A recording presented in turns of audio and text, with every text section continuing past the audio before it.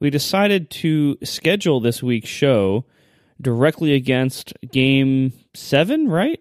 Of the baseball series. That's World Series, but only in the USA? Canada, too. That doesn't really count. That's not the world. No, I mean... They should call it the North American minus Mexico series. I guess you could go that way. I am currently, probably to my own peril, attempting to log into my Slingbox from my Mac and see if I can turn the game on and provide live updates for you, Marco, since I know you are deeply concerned about the score of Game 7. You should. So this, just the basics. Obviously, this means that each of the teams won 3 games, so they're tied. Now they have to have a tiebreaker game. Is that... That is correct. And other than that, is there anything special about how this game works? Like, are there any rule changes, like it ends after a certain score, or is it just a regular game? I don't think there's any difference now. Okay. Outside of, there's some rule, I forget what's what, but one league can do, what is it, a pinch hitter, designated hitter, something? Oh my God. Designated hitter, something like that, and one league doesn't allow that, I believe.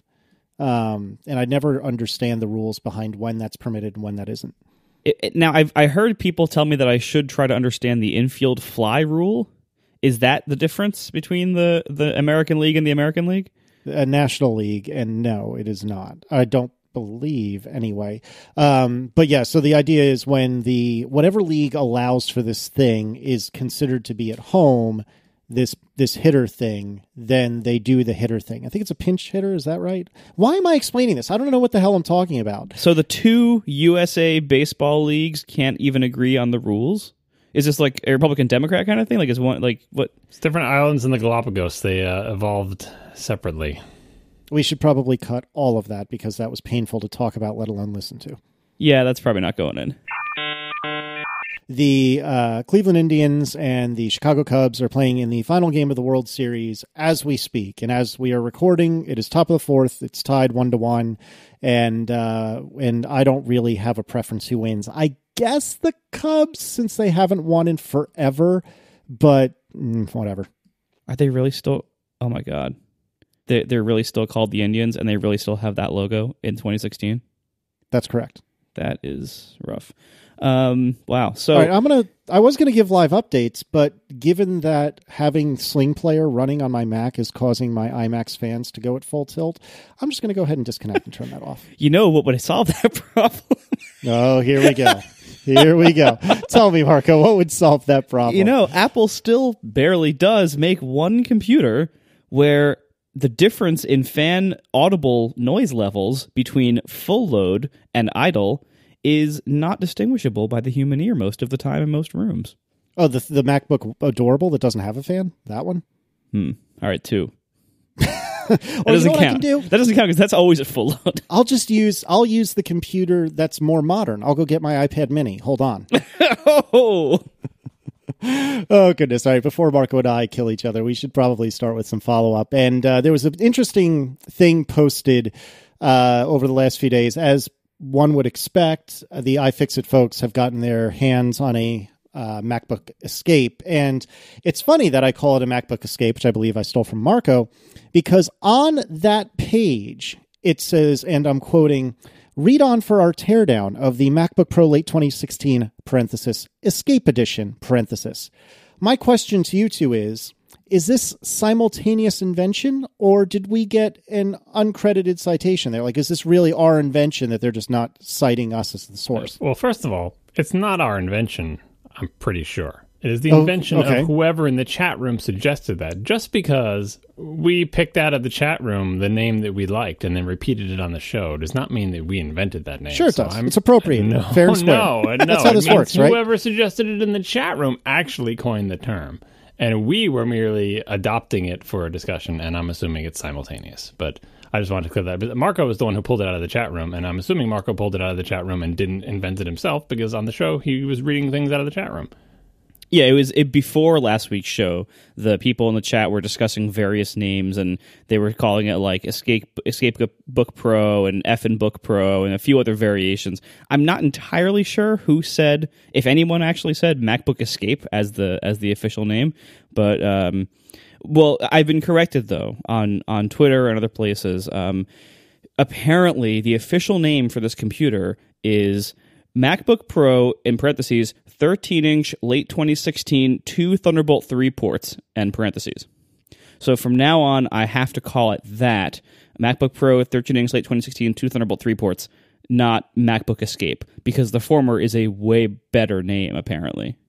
I'm disappointed that the name they hinted at in the presentation wasn't the actual name, because they said like with function keys. So it was like MacBook Pro parentheses with function keys, but that is not obviously the official name. Apparently the official name is that giant mouthful. Is that even that much better though? Like would that have been like, this is still not a name that anybody will know.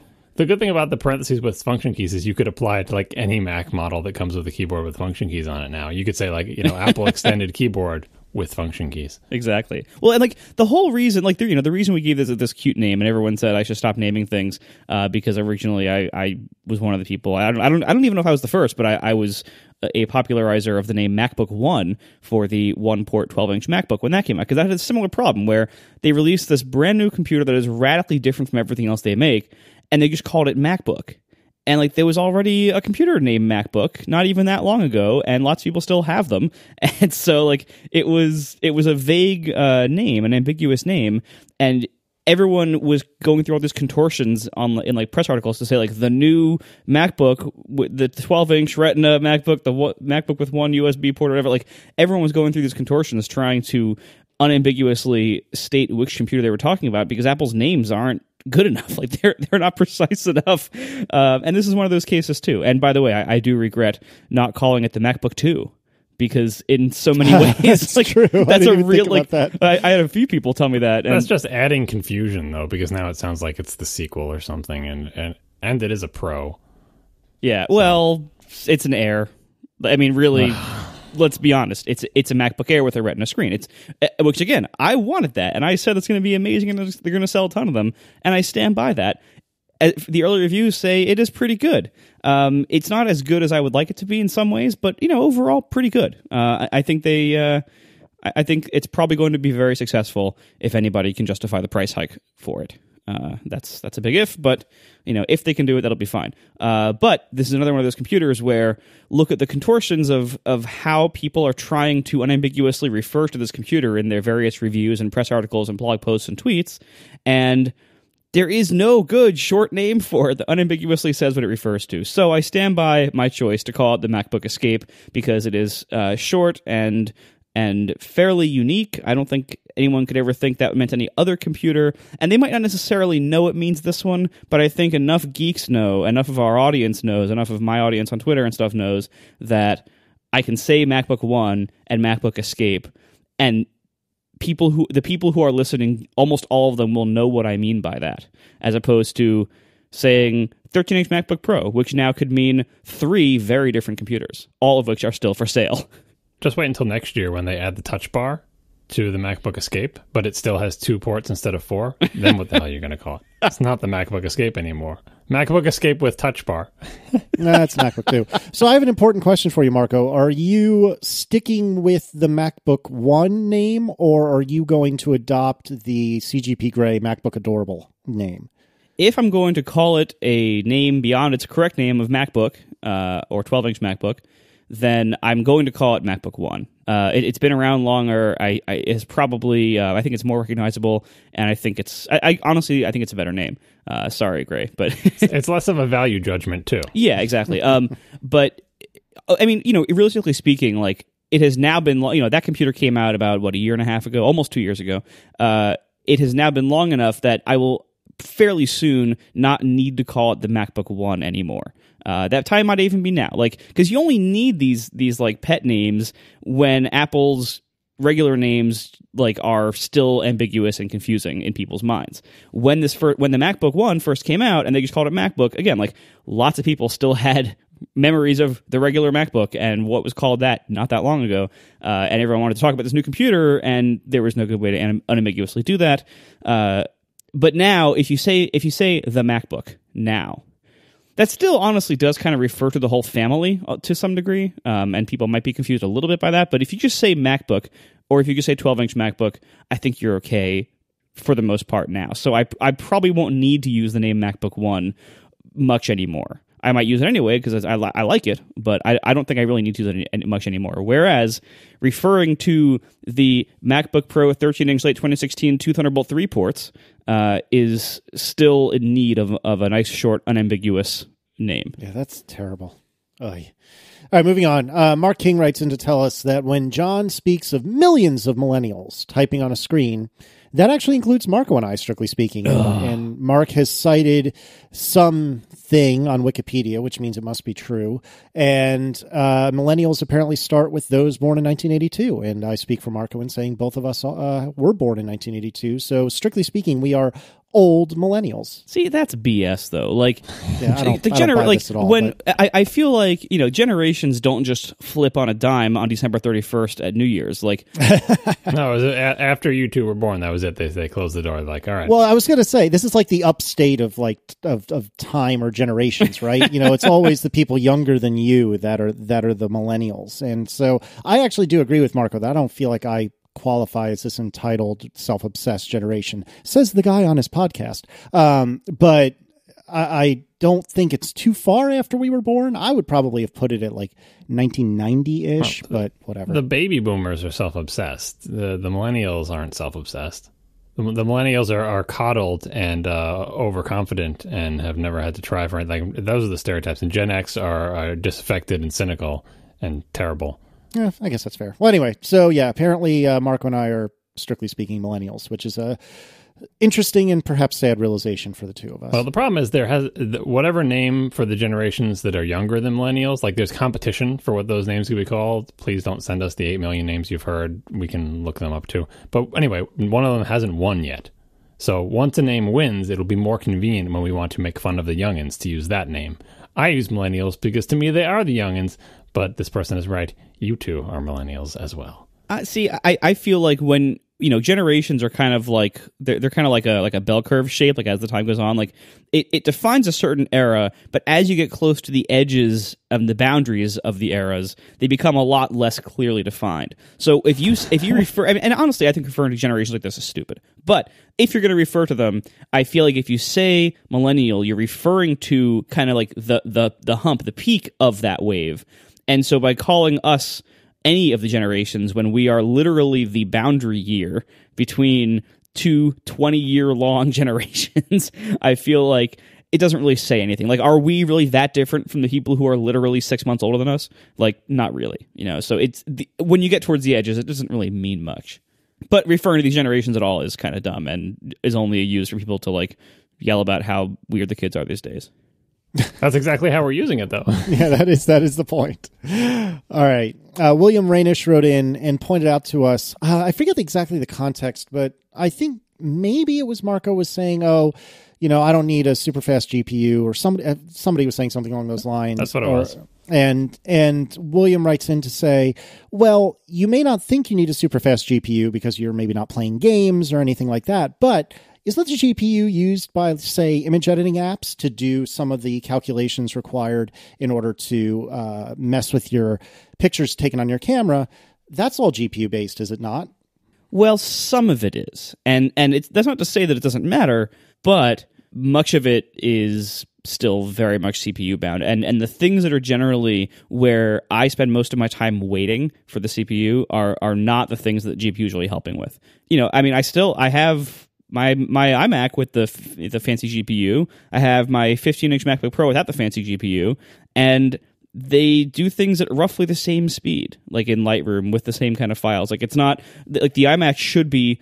If the GPU was really helping the things that I'm waiting on, the iMac should be way faster than the MacBook Pro, but it's not. It's similar speeds. So, and I can look and I can see in iStat menus that all the CPU cores are being pegged during these operations I'm waiting for. So really, it's It might help many operations and stuff, but the things I'm complaining about, it doesn't really help. And again, it's nice to have, but not necessarily at certain costs and in certain roles.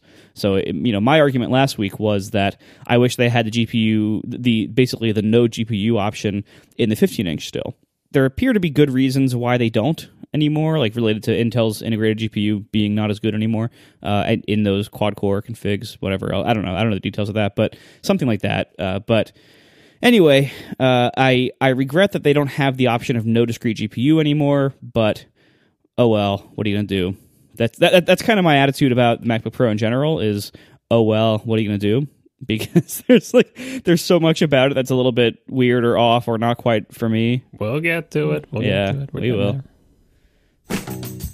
We are sponsored this week by Harry's. Go to harrys.com/ATP right now to claim a free trial set and free post-shave balm. That's harrys.com/ATP. Harry's is the best value in razor blades, in my opinion.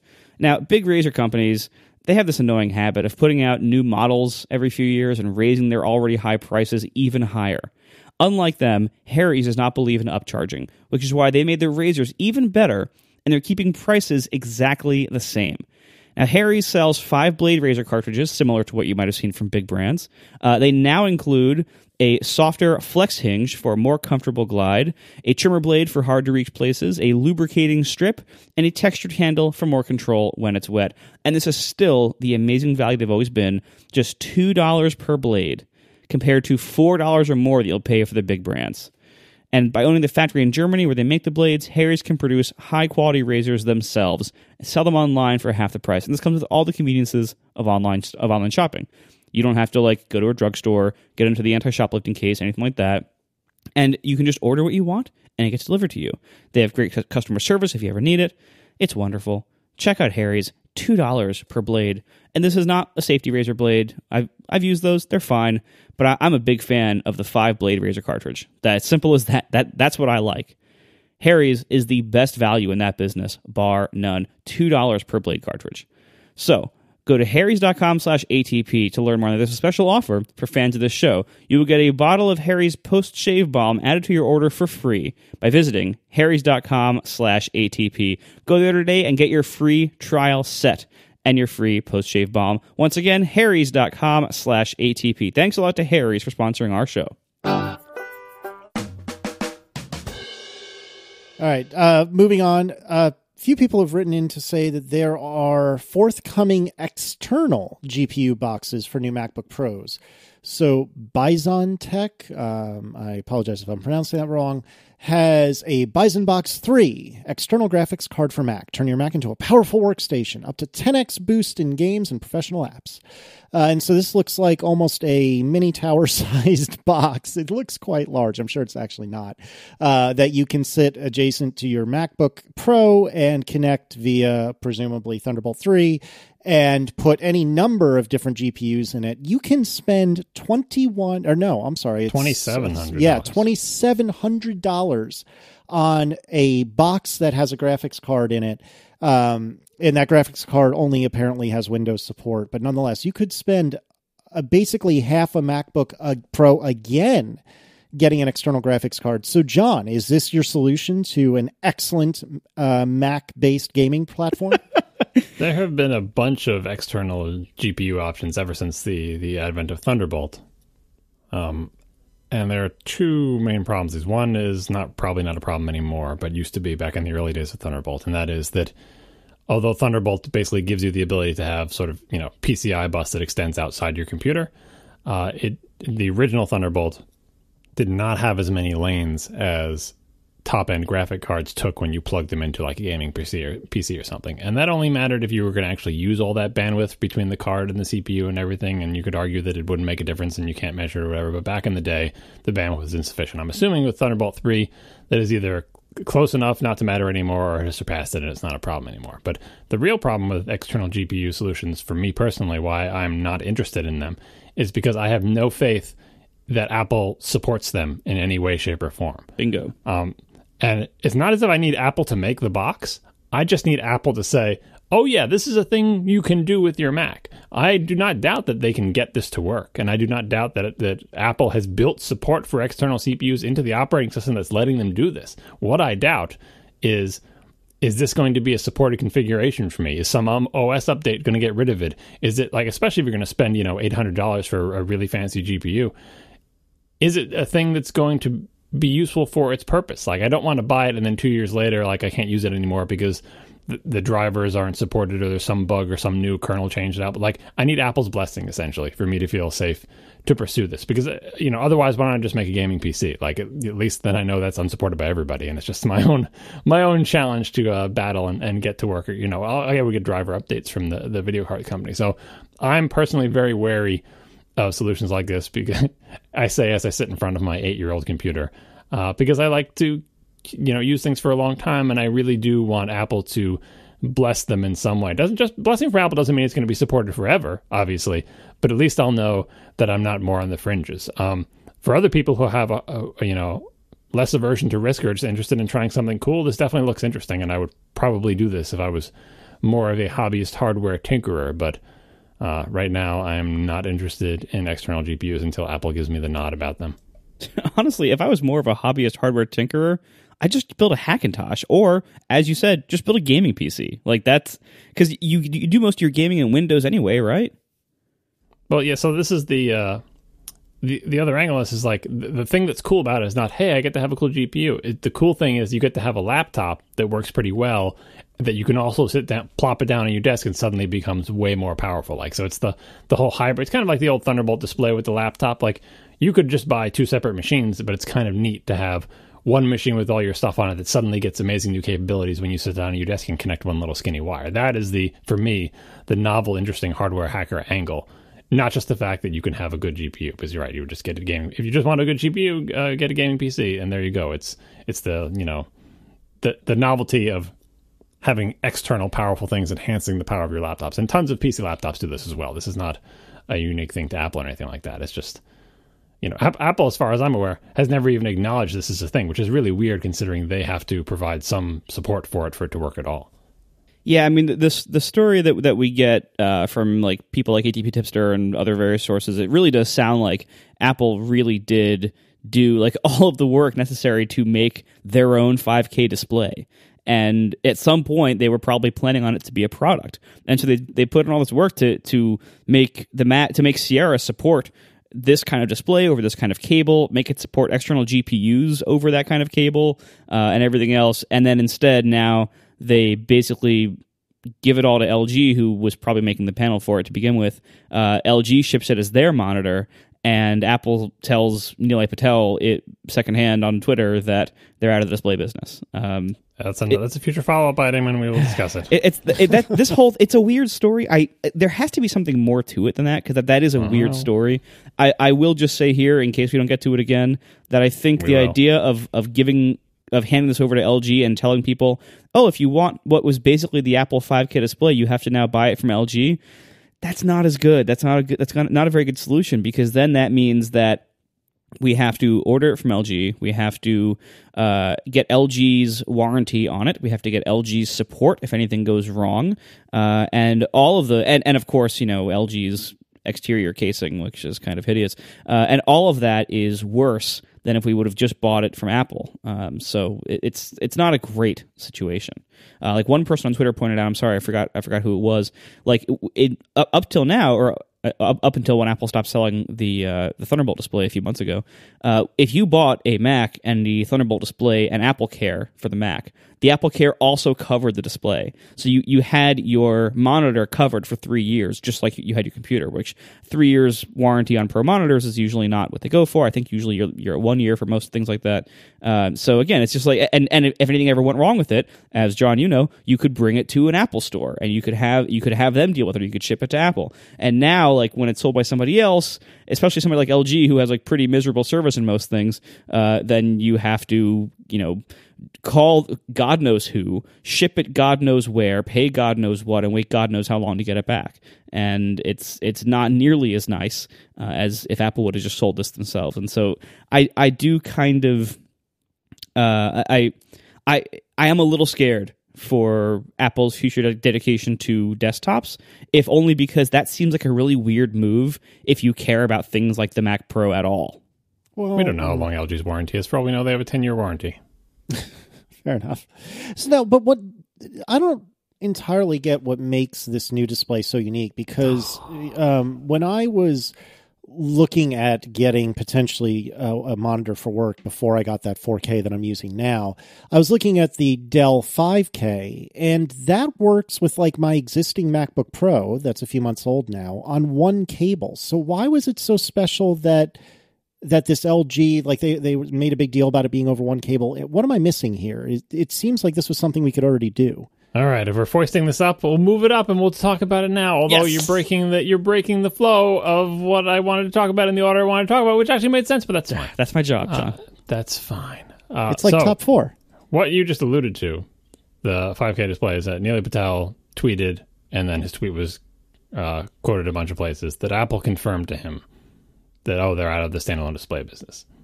And then that night, that after I heard that tweet, I had trouble getting to sleep because I was so upset about the prospect of there being no Apple monitor. But Are you I was being also silly, or are you serious? I'm serious. But I was also upset about what had gone down that day, because here's the deal.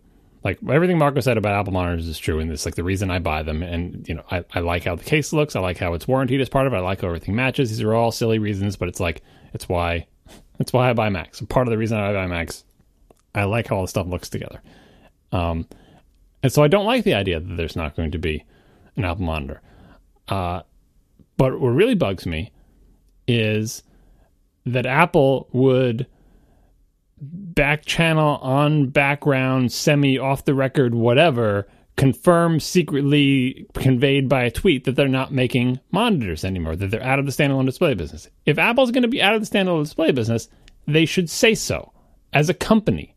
Like, you don't have to say we're never going to make one in a million years, but just say, don't wait for us to release a 5K monitor because we have no plans to do so. This is the one. I don't understand why Apple can't just say that. Instead, they have to do this thing, which is like, well, how much do I trust that? Can I find my own back channels into someone who spoke to someone who knows something at Apple to tell us, no, we're not making them anymore. I know that Apple's presentation said, here's a great LG monitor. Just do it, right?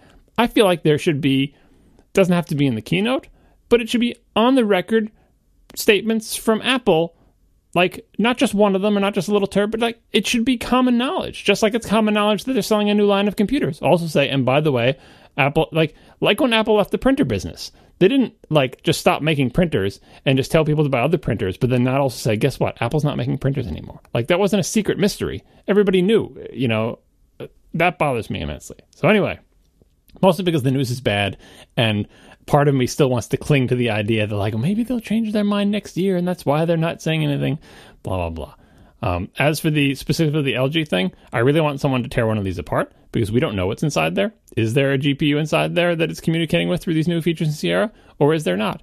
To get to Casey's question, is, multi-stream, multiple display port 1.2 streams, or some other technique to drive a big monitor?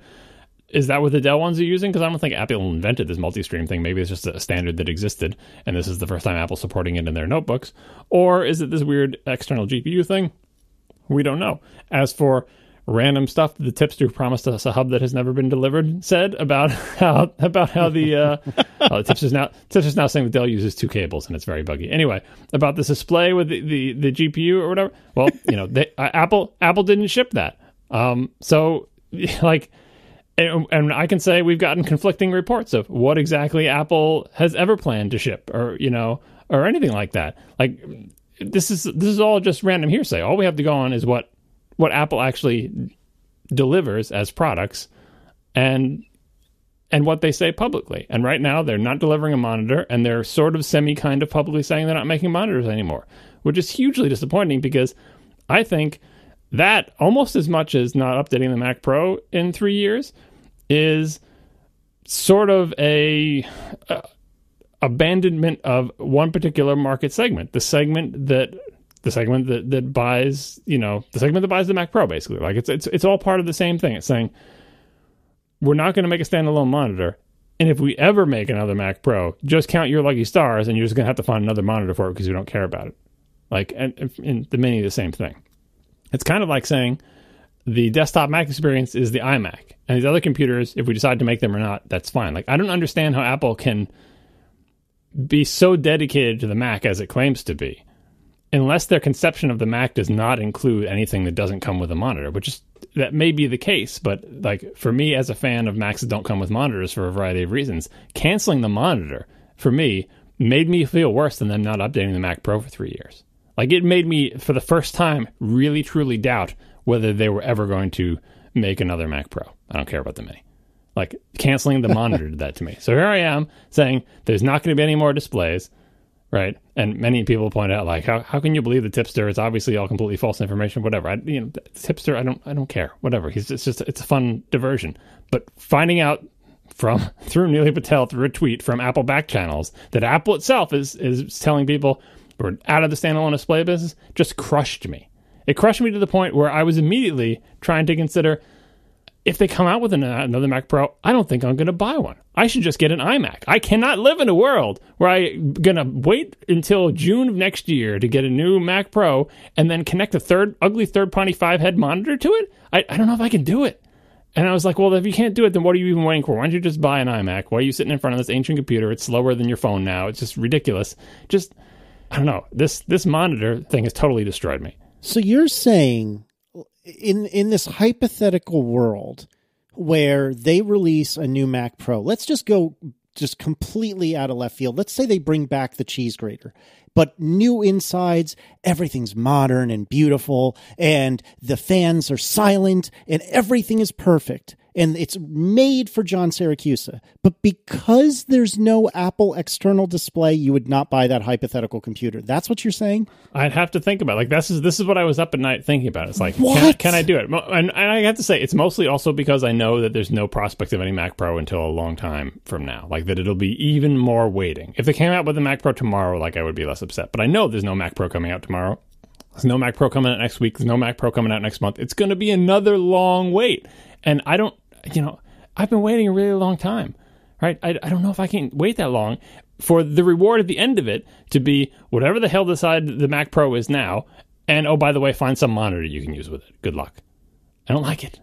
You're saying that you wouldn't buy this perfect John Siracusa Mac that I've just invented out of thin air because you don't like the look of the LG monitor. It's possible. It's possible.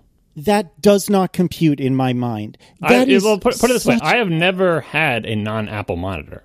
I've always had a series of Apple monitors. John, let me give you a hint. It's okay. They aren't as pretty in terms of the bezel, depending on who you're talking with, but they work just fine. And in fact, in some ways, I prefer my LG monitor at work because it's much more matte than my iMac is. In every other measurable way, I prefer the iMac. But I'm sitting in front of a matte Apple monitor right now, you realize. It's older than your Mac Pro. Yeah, exactly.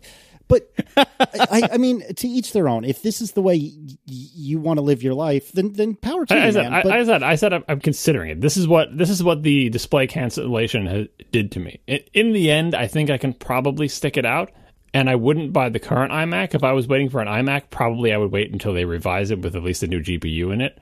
But like, what I'm trying to do is get myself to the point where, like, I think you'd be okay with an iMac. Because my wife's got a 5K iMac. It's like 3 feet over there. I use it all the time. The monitor is really nice. It's way faster than my computer. It's got a 1 terabyte SSD. The GPU is faster than the one in my computer. Like, the more I sit there and use that one, the more I say, what are you waiting around for a Mac Pro for? You know it's not going to be good for your purposes anyway. Like, the things that get me come back to is, like, here, the fan on my wife's iMac and all that stuff. But I was trying to figure out, should I, when the next iMac is revised, assuming it's revised early next year or something, should I just buy it and not bother waiting for this Mac Pro? Should I buy it and then sell it if I like the Mac Pro better?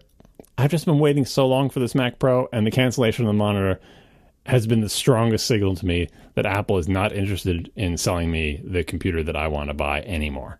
I mean, as if the 3-year wait for the Mac Pro isn't a signal enough, but who knows? They could come out with a new Mac Pro with their new conception of what the Mac Pro is supposed to be, and I seriously doubt it will be anything like the cheese grater you described. But either way, if there's no display with it, it's really disheartening to me. Yeah. To each their own, but I just, man, that seems bananas to me. But I mean, you do you. I can't imagine. Yeah. I mean, like I said, I'm not coming down that I'm definitely going to get an iMac. I'm just like, that's what I was thinking after this announcement. I feel like I've come down a little bit from now, but on the other side of it is, like I said, the 5K iMac is really good. It's a really good computer. Like I said, compared to the computer I have now, it is better in every possible way. And it's like, oh, but the GPU is not going to be as big as the one in the Mac Pro. How do you know? Or maybe the new conception of the Mac Pro is to have the same GPU as the MacBook Pro. I don't know what the new Mac Pro is going to be. Nobody does. I don't know. So at this point, I'm still just waiting because I'm not going to buy the current iMac. But like, it's weird to be of two minds. Like, I wish Apple had confirmed more strongly and officially that they're out of the standalone display business, because then they could have line of questioning and all the interviews they're doing to say, why are you out of the standalone display business? People like to buy them. You can add $100 and get some margin. Do you really sell so few of them that you don't want to do that? Do you not consider that part of the whole system? Do you think you can't make a good monitor? I mean, on this whole P3 thing and the color calibration and the retina and all that stuff, you're all about that, except for your computers that don't come with a monitor, in which you say, fend for yourself in the land of third-party monitors. Maybe we'll recommend one. Good luck with warranty and repairs. And by the way, it's ugly.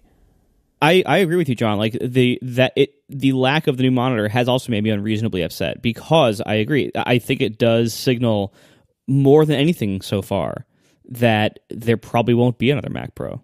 Because again, like, if they were going to make a new Mac Pro, why would they not make a new monitor to go with it? Like, do they really want the only option for Mac Pro buyers to be third-party, plasticky, crappy monitors? Like, is that really what they want to be the only option for their highest-end computer? I imagine that's not really their style.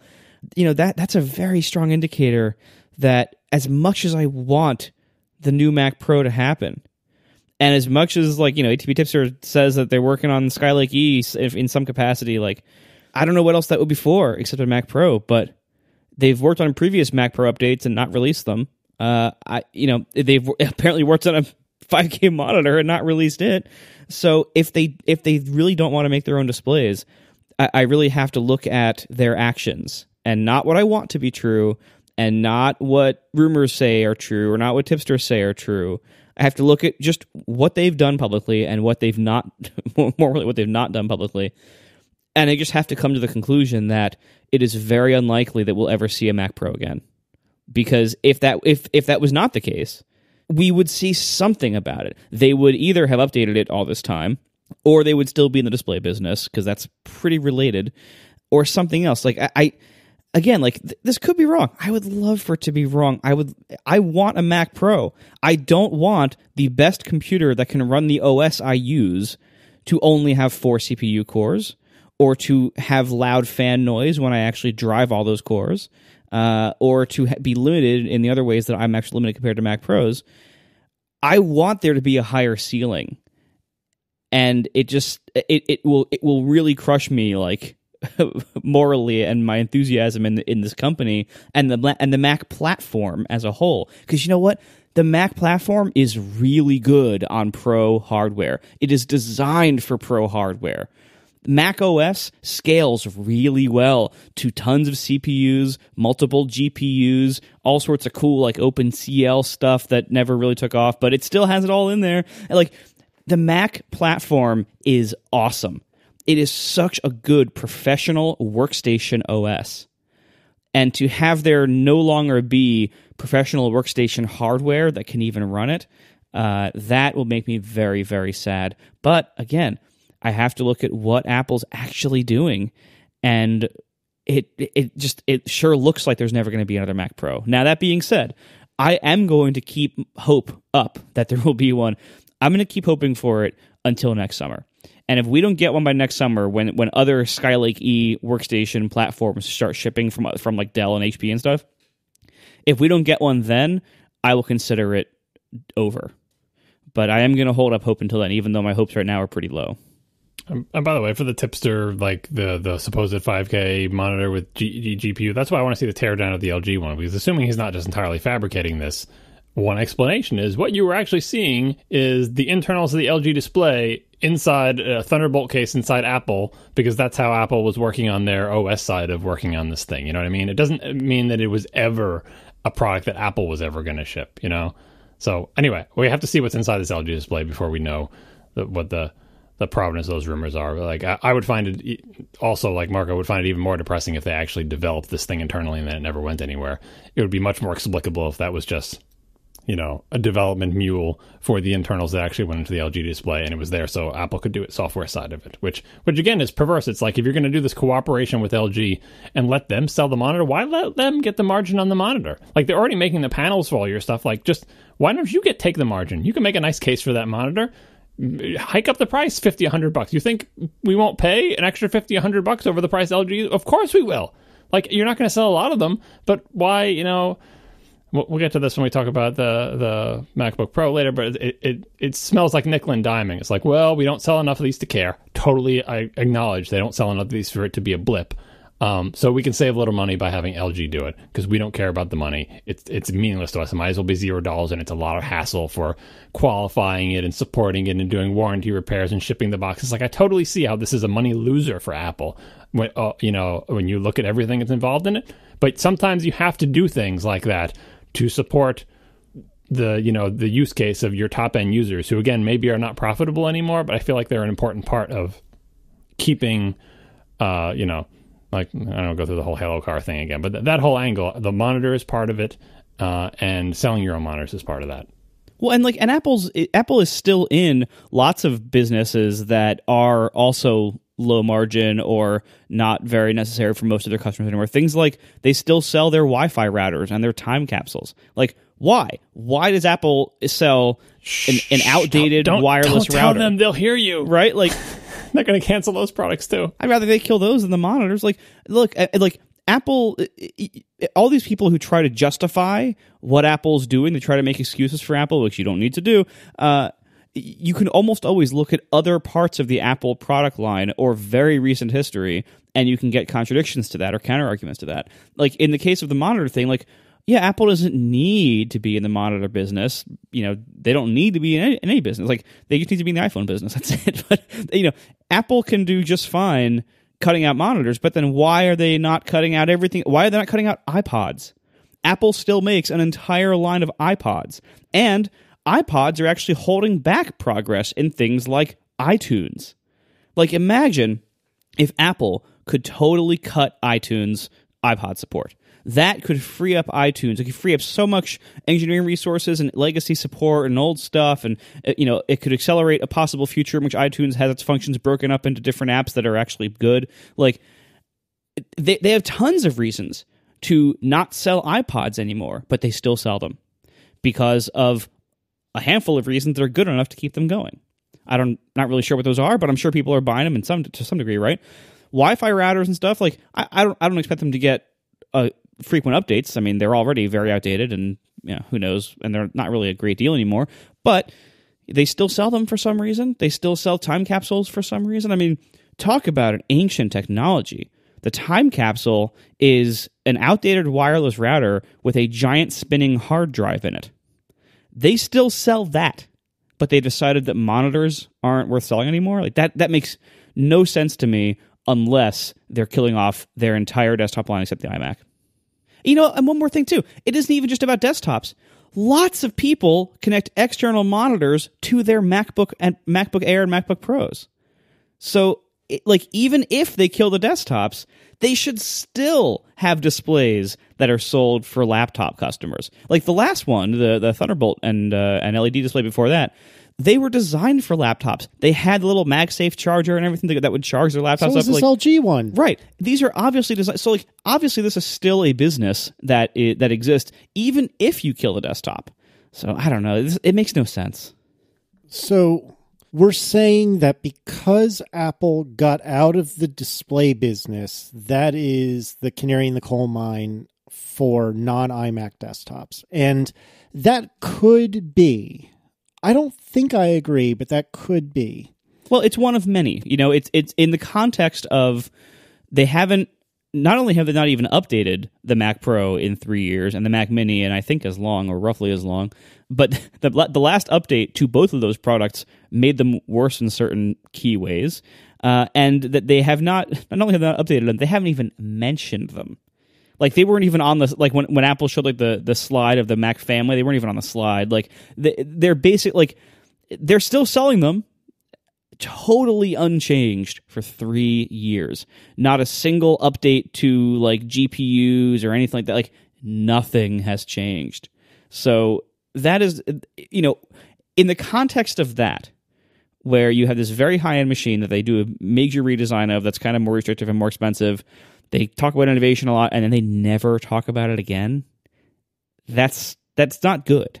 Sure. So in the context of that, them also saying, you know what, we're not going to make our own version of this 5K display, which technically would be perfect for the next model of Mac Pro. Like, if they made the Apple version of this display and launched it at the same time as a Mac Pro next year sometime, that'd be amazing. And so many people would buy that combo, which would probably cost like $7,000, but you'd buy it because we waited so long and it'd be so good. But if I'm honest with myself, I really don't think it's going to happen. I don't think the lack of a monitor is any particular indicator for the desktop. As if I still think there's a chance they'll update the Mac Pro, but like Marco pointed out, it's more of an indicator that Apple cares less about configurations that involve an external display, because all the monitors having the little MagSafe connector, it was clear it's like most people who are going to buy this monitor are buying it because they have a laptop, but when they sit down at their desk, they want a bigger screen than is available on a laptop. That's what these screens are for. Oh, and by the way, they also connect to desktop Macs, but nobody cares, right? And that aesthetic, and this is just me personally, that aesthetic because it's the main thing you're looking at when you're using a computer, is you're looking at the screen. Like, what does a Mac look like? Back in the original Mac, the whole thing was one thing: the screen, the floppy drive, the power supply, eventually the hard drive. Everything was all in one. Eventually, you're not looking at the computer part anymore, except in the case of the iMac where it's all in one, right? What you're looking at is a screen, and then you've got these tower computers or your Mac Mini for the desktop use cases, right? Giving up on the monitor, I'm surprised even Johnny Ive would allow this, means that anybody who wants a bigger screen than is available on a laptop is not going to be looking at an Apple thing. And I feel like it's not like, oh, I don't have a Mac anymore just because the screen isn't an Apple screen or whatever. It's just like that whole vibe of having an entire system that all matches and all works together, and that has the highest guarantee of compatibility and supportedness over the years, and is the most integrated with whatever weird buttons Apple puts on whatever weird keyboard control they have, are always going to work with the monitor and all that stuff. Now, LG is totally integrated like that now, which they emphasize in the keynote, and maybe Apple will keep them up to date, but maybe Apple will lose interest and be like, oh, if you bought that old LG one, if it's up to LG to update us with the drivers, or like, who knows? Like, it seems like it'll be less supported, but it's just giving up on that whole vibe of having all Apple stuff. It's part of the reason that I personally like buying Macs, and taking that reason away makes me less enthusiastic about getting a shiny new Mac if then I also have to wade into the world of third-party monitors, or be forced to pick just one third-party monitor because it's literally the only one that works with their stuff in the integrated way that I want it to work. It makes me less enthusiastic to buy a new Mac. I guess you spend a lot more time looking at the bezel of your monitor than I do, because that thing just, I'm looking at a 4K LG monitor for now 40 to 45 hours a week. And in a perfect world, I'd like two of them side by side, or even in a more perfect world, I guess I should say, a couple of Apple monitors. I don't disagree with you that Apple monitors would be better in principle, but I can't say that I look at the bezel of this thing particularly often and that I think to myself, well, life sucks because this isn't a shiny piece of aluminum. To each their own. This is why we're different people. But that just seems bananas to me. Well, that you used to be a PC user, so you're still looking at a lot of black plasticky crap. Yes. But I guess I don't view this as so egregious. And and again, to be clear, I don't think that this LG monitor that I'm looking at for 45 hours a week is pretty. I don't. I think it's relatively ugly. And there's problems with it. It doesn't have wide color, which, to be honest, I still don't see the difference that I can tell even in my iPhone for wide color, but whatever. It doesn't have wide color. The mount on it that comes with it doesn't height adjust. It's stationary. It's static, which is annoying. It doesn't pitch 90 degrees, which I never ever do, but it'd be nice to have the option for some reason. So there's plenty of things I don't like about it. But at the end of the day, all I'm looking at is the things on the screen. And Apple not doing a monitor, to me, doesn't necessarily mean they don't care. Look at the iPhone 7 that a lot of people, a ton of people think that they charge and listen to music at the same time. I don't know if that's true or not, but a lot of people seem to think it. And if you go to the Apple accessories, Apple iPhone accessories page, sure enough, there is a Lightning audio and charge cable. So it's 1 Lightning to 2 Lightning. You know who makes that? Belkin. And if Apple really gave a crap about the iPhone, I guess they should make that too, right? I mean, we're not making a leap to give a crap about or at least I'm not making a leap to give a crap about the Mac. It's just that my particular use case, like what I'm thinking that they're giving up on, that they don't care as much about, is the holistic aesthetic. Like I said, forget about desktops. Pretend there are no desktop computers and it's only laptops. The old Apple cared enough about the overall aesthetic of like the system that they can put in their product shots and that their ideal customer would buy to make giant expensive monitors that, as people in the chat room point out, are always way more expensive than equivalent monitors with the same panels. Like, again, granted, right? With little MagSafe things to charge your monitor dangling off the end of them. Like, it was a laptop accessory. And who in the world would buy a laptop accessory from Apple at a ridiculous price? Because it looks really nice. Like, that's it, because it matches and it looks nice, right? And yeah, they happened to be usually good monitors when they came out, and they were convenient and all this other stuff, but like, it's Apple saying, yeah, it did look nice and it was cool, but the coolness was not worth being in this business to us anymore. And the coolness to me is totally worth it, and I would like to give them money, and they won't take my money, and that it makes me sad. Is it a good business idea? Is it better to get out of that business because it was a money loser and most people don't care? I don't know. Doesn't really say anything about whether they care about the Mac or whatever. It just means that their priorities don't align with mine in this particular issue, and I'm sad about it. All right. We spent a lot longer talking about that than I expected. My goodness. I spent a lot longer thinking about that than I expected. I couldn't believe it. I'm like, I'm up at night. My wife was already asleep next to me, and I'm like, what am I going to do? Am I even getting a Mac Pro? Should I give up? Like, it was terrible. It was a literal dark night of the soul when I found out that monitor was canceled. Wow. Not one that didn't update the Mac Pro for 3 years. Here I am just happily hoping, like, I'm sure they'll update it eventually. I'm just waiting patiently. Look at me be patient. No more monitors. Like, no. Well, my thoughts and prayers are with you in this difficult time. Dan Frakes writes that Apple has told him that the MacBook Pro maxes out at 16 gigs of RAM because LPDDR3's limit is 16 gigs a chip, and Apple uses it because of a performance to energy ratio. And then building on that, there was I guess an interview, or somebody asked Schiller. It was an email. They emailed him and he replied. Schiller said, and I'm quoting, "To put more than 16 gigs of fast RAM into a notebook designed at this time would require a memory system that consumes much more power and wouldn't be efficient enough for a notebook. I hope you check out this new generation of MacBook Pro. It really is an incredible system." So that is supposedly, and other people have come to this conclusion as well, that is supposedly why Apple is not shipping more than 16 gigs of RAM in the MacBook Pros, which, full stop. I mean, that's a bummer. If I were to buy one today, I would absolutely want more than 16. Would I need more than 16? Probably not, but I'd want it. And that's today. And sometimes people want these computers to last 4 or 5 years. That's not unusual. So this is a bummer, but I don't really see how this is Apple's fault. And I'm assuming one of you is going to tell me, well, I would definitely pay money for the thing that lasts 2 hours that has 11 gigs of, or 80 million gigs of RAM. Not 2 hours, but yeah. Well, so before we even get to that angle, there has been much support for the idea that this is not Apple's fault out there.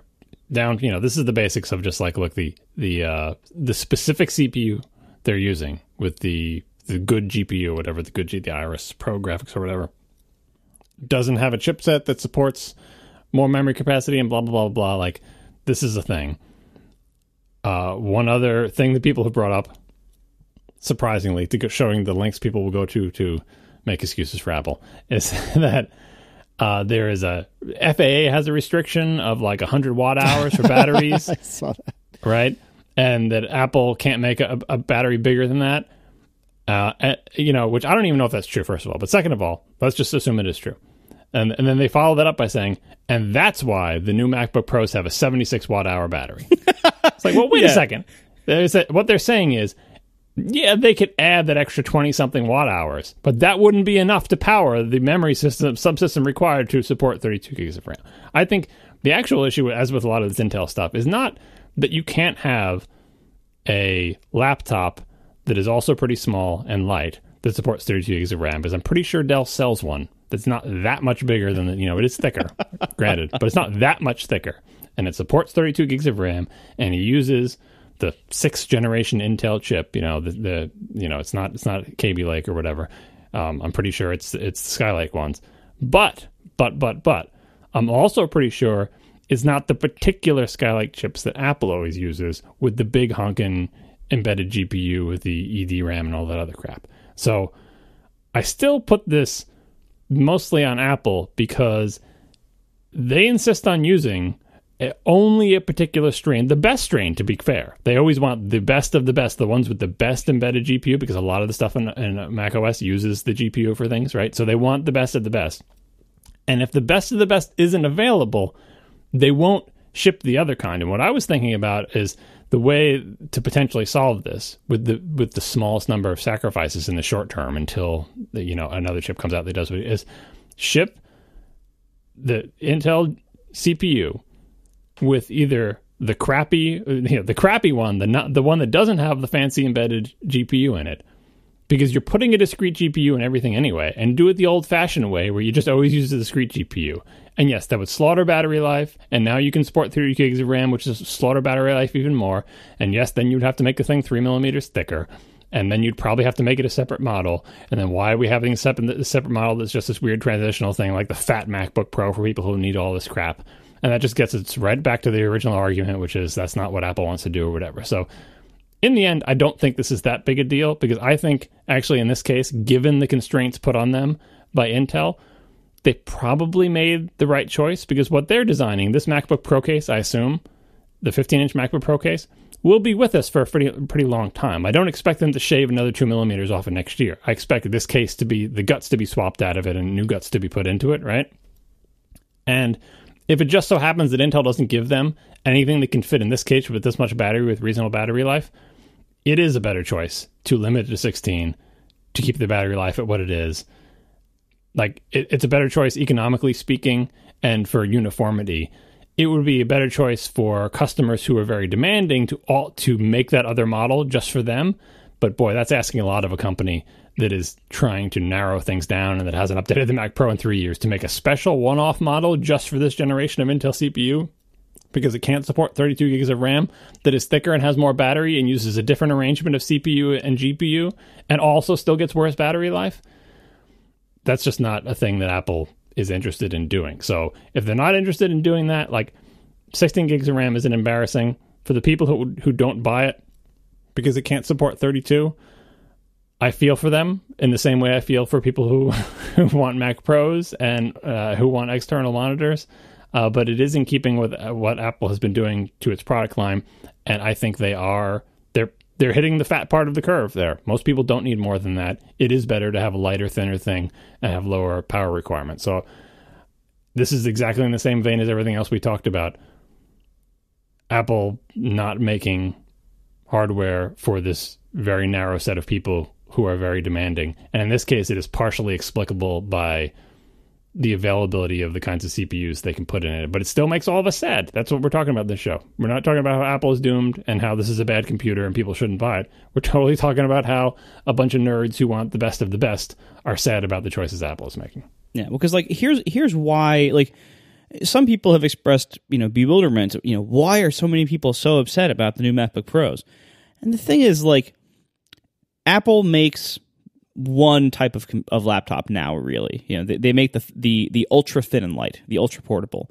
All of their laptops now are in this category. Like, it used to be not that long ago that most computer manufacturers had like different laptop lines basically with different size, weight, and performance classes. So you'd have like the thin and light, which by today's standards would be considered comically heavy, but basically you have the old thin and lights that were like exactly what it sounds like, but as a result they would be usually slower, more limited and everything.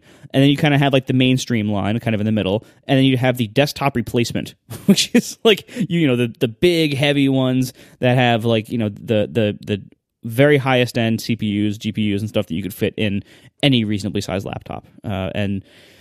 And basically, Apple only makes one of those now. Basically, everything Apple makes is a thin and light. And the reason why so many people get upset every time they change or don't change anything, but mostly when the changes happen, is that you can making a thin and light requires you to cut lots of things and to limit lots of things and to not address lots of what everyone thinks are edge cases, or as you just said, John, like little narrow slices of the market.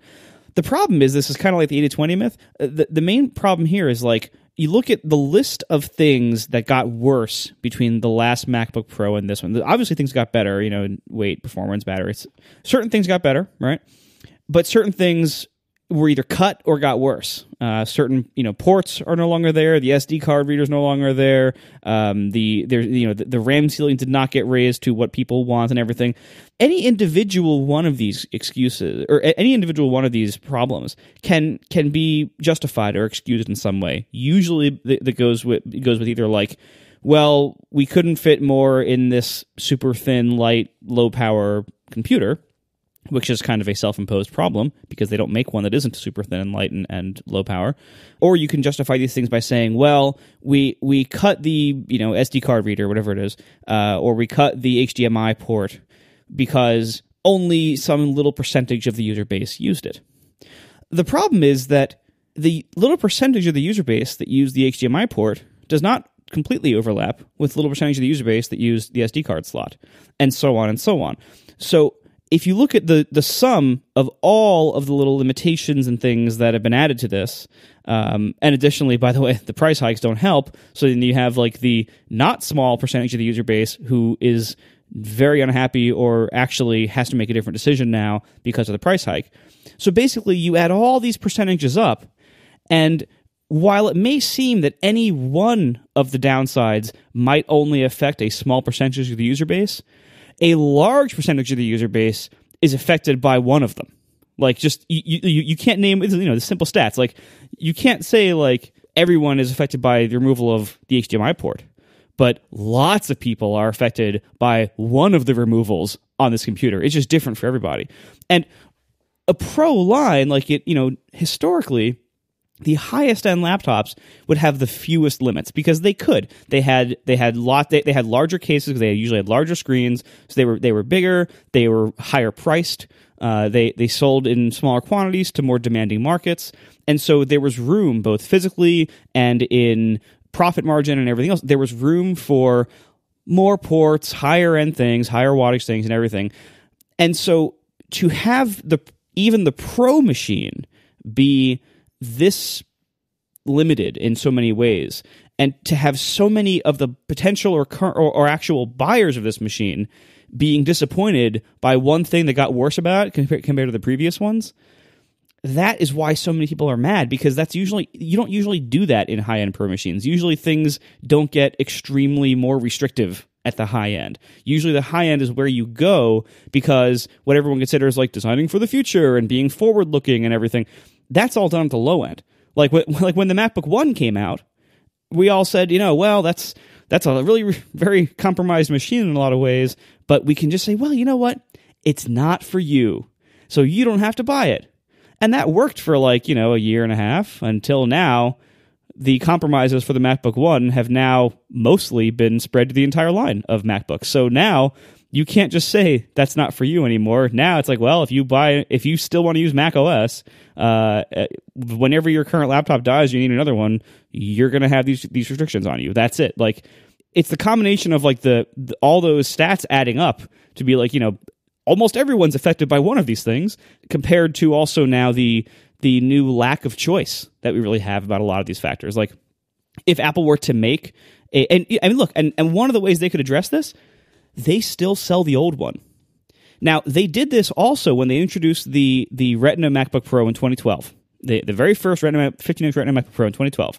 They launched for, I believe, also $2,200 or $2,400, something like that, and which was higher than the previous one. So they kept selling the old one to hit a price point. But they did something else. They updated the internals of the old one as well to match the new one. So I forget what CPU generation that was, whatever's before Haswell. It was the one right before that, right? When the 2012 redesign happened, the last redesign in this lineup, they kept selling the old one, but they updated the guts so that it was, if you didn't care about the Retina screen and the thinner and lighterness of it, you could still get all your old stuff in the old one with new guts. This time, they're doing the same thing where you can still get the old one if you don't care about the new advances and everything, but they didn't update the guts. And you got to think about, that, first of all, it's kind of a bummer. Second of all, why? The honest reason is probably because they just don't care. They're going to phase these things out, and obviously Apple does not care about keeping their Macs up to date. That's modern Apple. Thanks, whoever. But imagine if you saw the new 15-inch MacBook Pro, and next to it in the store page, as it is now, is the old one. But imagine if the old one also got Skylake and a couple of USB-C Thunderbolt 3 ports. Which one of those would look more like the Pro machine, and which one of those do you think would sell more?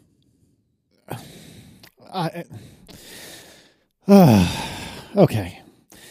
So let's suppose you wanted a machine with infinite flexibility in that, or infinite's a strong word. Let's suppose you wanted a machine where you had several ports, any of which could do fricking anything.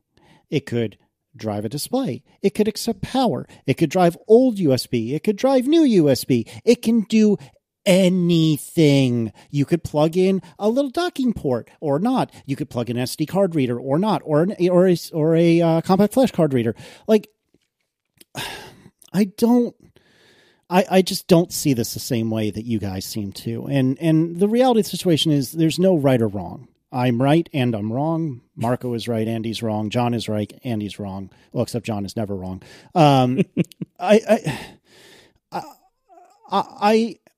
I have no USB-C peripherals, and there are times that I plug things into my USB ports on my MacBook Pro. There are times I plug in an HDMI cable to my MacBook Pro. I certainly would need a dongle or two in order to hypothetically get one of these new MacBook Pros. And in the near term, that might be a little annoying. I don't see it as anything more than that. And I personally do see this as the Pro machine. In fact, the thing that I'm grumpy about is what we already talked about, which is 16 gigs RAM. But in every other way, to me, this is very much the Pro machine. It has 4 ports that you can use for fricking anything. And I don't understand why the world is so friggin' worked up about dongles. They're annoying. Okay, they're annoying. Fine. Whatever. I have a dongle today for Ethernet. I use it from time to time, and you know what? Life goes on. I have a dongle sometimes for displays. And right now I actually have a cable that goes the Thunderbolt to, I think it's DisplayPort, but for years I used a dongle for my display. And you know what? Life went on. And have I lost any of these dongles? No, I don't think so, because I'm an adult. I don't lose things. That's not something that I do. I just, it drives me bananas, because to me, it's wait until you get your AirPods. We'll see. maybe. But on the one side, I do agree with you, Marco. And I'm not placating. I really honestly do. Like, I understand where you're coming from. And there's certainly something to be said for maybe this is too early. Maybe this is leaving the true, utter professionals out to dry. But the only thing I can do is use me as an example. I write code for a living. That's what I do. By most definitions, that is a pro-level profession, in whatever definition of pro you so choose. It's the sort of thing that even if I wanted to, today, I could not do on an iPad. Yes, there's Swift Playgrounds, but you can't release an app to the App Store with Swift Playgrounds. I have to have a Mac. I can't have a PC unless I Hackintosh, whatever. I have to have a Mac. And so I like your Hackintosh voice. So I am, by at least some definition, a professional. I'm not a photographer. That's a different kind of professional. I'm not an artist. That's a different kind of professional. But I am a professional. No question. And for me, I think this machine would be friggin' awesome. And there will be times that I'm going to have to plug in my iPhone 7 to this computer, and oh my God, I need a dongle. Oh well. Or I'll just get one of the USB-C to Lightning frickin' cables. Like, this is not a big deal. This is a problem that can be solved. I don't understand why there's so much oh God, there's so much angst about this. And yes, Marco, and I'm picking on you because, I feel like you and I are most vocally on opposite sides of this conversation. I do agree with you. And again, I hope I don't sound like I'm placating you because I mean it. I agree with you. It is less convenient to plug in something to a dongle to the computer than plugging it in directly to the computer. Totally agree with you.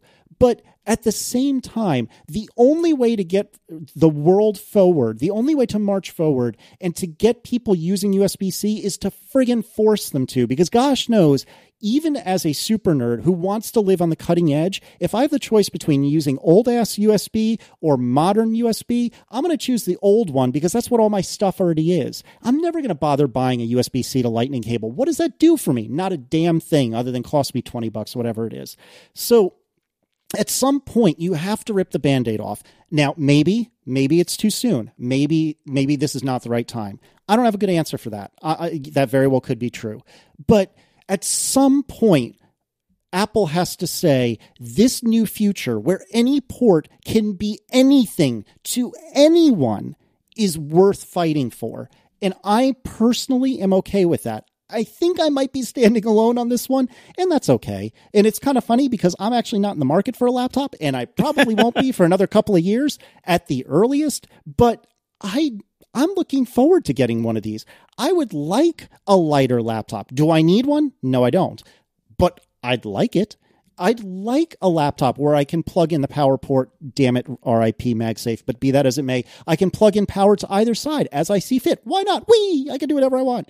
I'd like a laptop where I could plug in a cheap docking station. The only reason I haven't bought a Thunderbolt docking station, which would be amazing, is, well, actually, I only plug a couple things into my computer anyway, but beyond that, they're friggin' expensive. They're like $300 for a crappy docking station, and I've seen reasonable USB-C docking stations for like half that money. Well, that's because of the protocol, not the connector. Fair. I'm frustrated, not with any one particular person. I'm frustrated in general because I understand where you're coming from, Marco. And you're not wrong. Despite everything I've just said, you're not wrong. But at the same time, I don't feel like this is such an affront to the professional as everyone else in the world seems to. So, and since I'm the only one that's making this speech, it seems I guess I'm the one that's wrong. I mean, but you know what I'm saying. Maybe you lumped me in with Marco before and didn't even ask me what I thought of this. Marco already knows because I think we discussed it in Slack at one point. Well, John, what do you think? I'll give you the floor, sir. I understand everything that Marco was saying about this. I think that going all Thunderbolt 3 is the right thing to do on these computers. In fact, I wish they had even more ports because I'm a port maniac. And I'm mostly on that side. I think if they had the two laptops that Marco described, the bigger one and then the skinny one, I think the skinny one would sell more. Way more, like kind of the same reason that the laptop that had a CF card slot, not a CF card slot, the PC card, formerly known as PCMCIA. The Express Card 34? Yeah, whatever. And the side of the 17-inch laptop, like that was sitting there too. It had tons of ports. It had ports no other laptop had because it was big enough to have them, right? And they discontinued it because not enough people bought it, right? I totally see the trade-offs. I hate dongles too. I want the future where everything is uniform. I think making a machine like this brings the future here sooner by forcing people to do uncomfortable things. The problem I have, as with almost every other criticism surrounding this event, is not so much with the machines that were introduced, but with the fact that, hey, Apple, if you really want to hasten the USB-C future, put it on all your Macs and stop selling the ones that don't have it. I am even more enthusiastic for, please get rid of all, because we're never going to get rid of this legacy USB stuff if Apple keeps selling year after year after year computers with this connector on it. The current iMac has this connector. The current Mac Pro, let's not even talk about, right? It does not have Thunderbolt 3 connectors on the back of it. In fact, nothing has Thunderbolt 3 things on the back of it. It's just, yeah. So this particular Mac, if I had to pick what the complement of ports should be on this particular Mac, the only difference I would do is I would put the SD card slot on it. Not as Marco ranted about on Twitter today, not because it's that big a deal and most people don't use it, but because I think it's small, there's room for it, and it is the one thing that there's nothing you can do to the outside that Apple can do to the outside world to force the outside world to come up with a solution that obviates the need to stick an SD card into something. because Apple doesn't make standalone cameras. So they can't force standalone camera companies to suddenly make really fast, reliable wireless or improved USB or anything like that is going to make it so that you have a solution that is better than taking the SD card out, right? So given that they can't do that and there's no replacement for the SD card, just put the slot in there. It's a little bit easier. It's not a big deal. Put it only on the big one. Like, that is the only change I would have made. I would not put USB Type-A connectors on this thing anywhere. I would not put an HDMI port. I would not do any of that stuff. And I live in an office where every conference room has this hydra of wires poking out of it, including dongle adapters for mini DisplayPort, mini DVI, VGA, all of which are metal wired, like those anti-theft wires things. Not because they think we're going to steal them, but because, like, when they were loose, people would take them from one conference room to the other, and they would migrate around, and people would bring them back to their desks and write their names on them in Sharpie or whatever. Dongles are terrible. Dongles are the devil, right? I want to get to the world where we can stop with that, and you're not going to get to the world where you can stop with that unless you just get rid of the old ports. So I agree with Apple's decision not to put legacy ports on this. My only quibble is I would have thrown an SD card slot on there. Everyone probably has their own quibble. They would say HDMI, but like for all the other ones, like, oh, I wish I had an HDMI port. Dongles are annoying.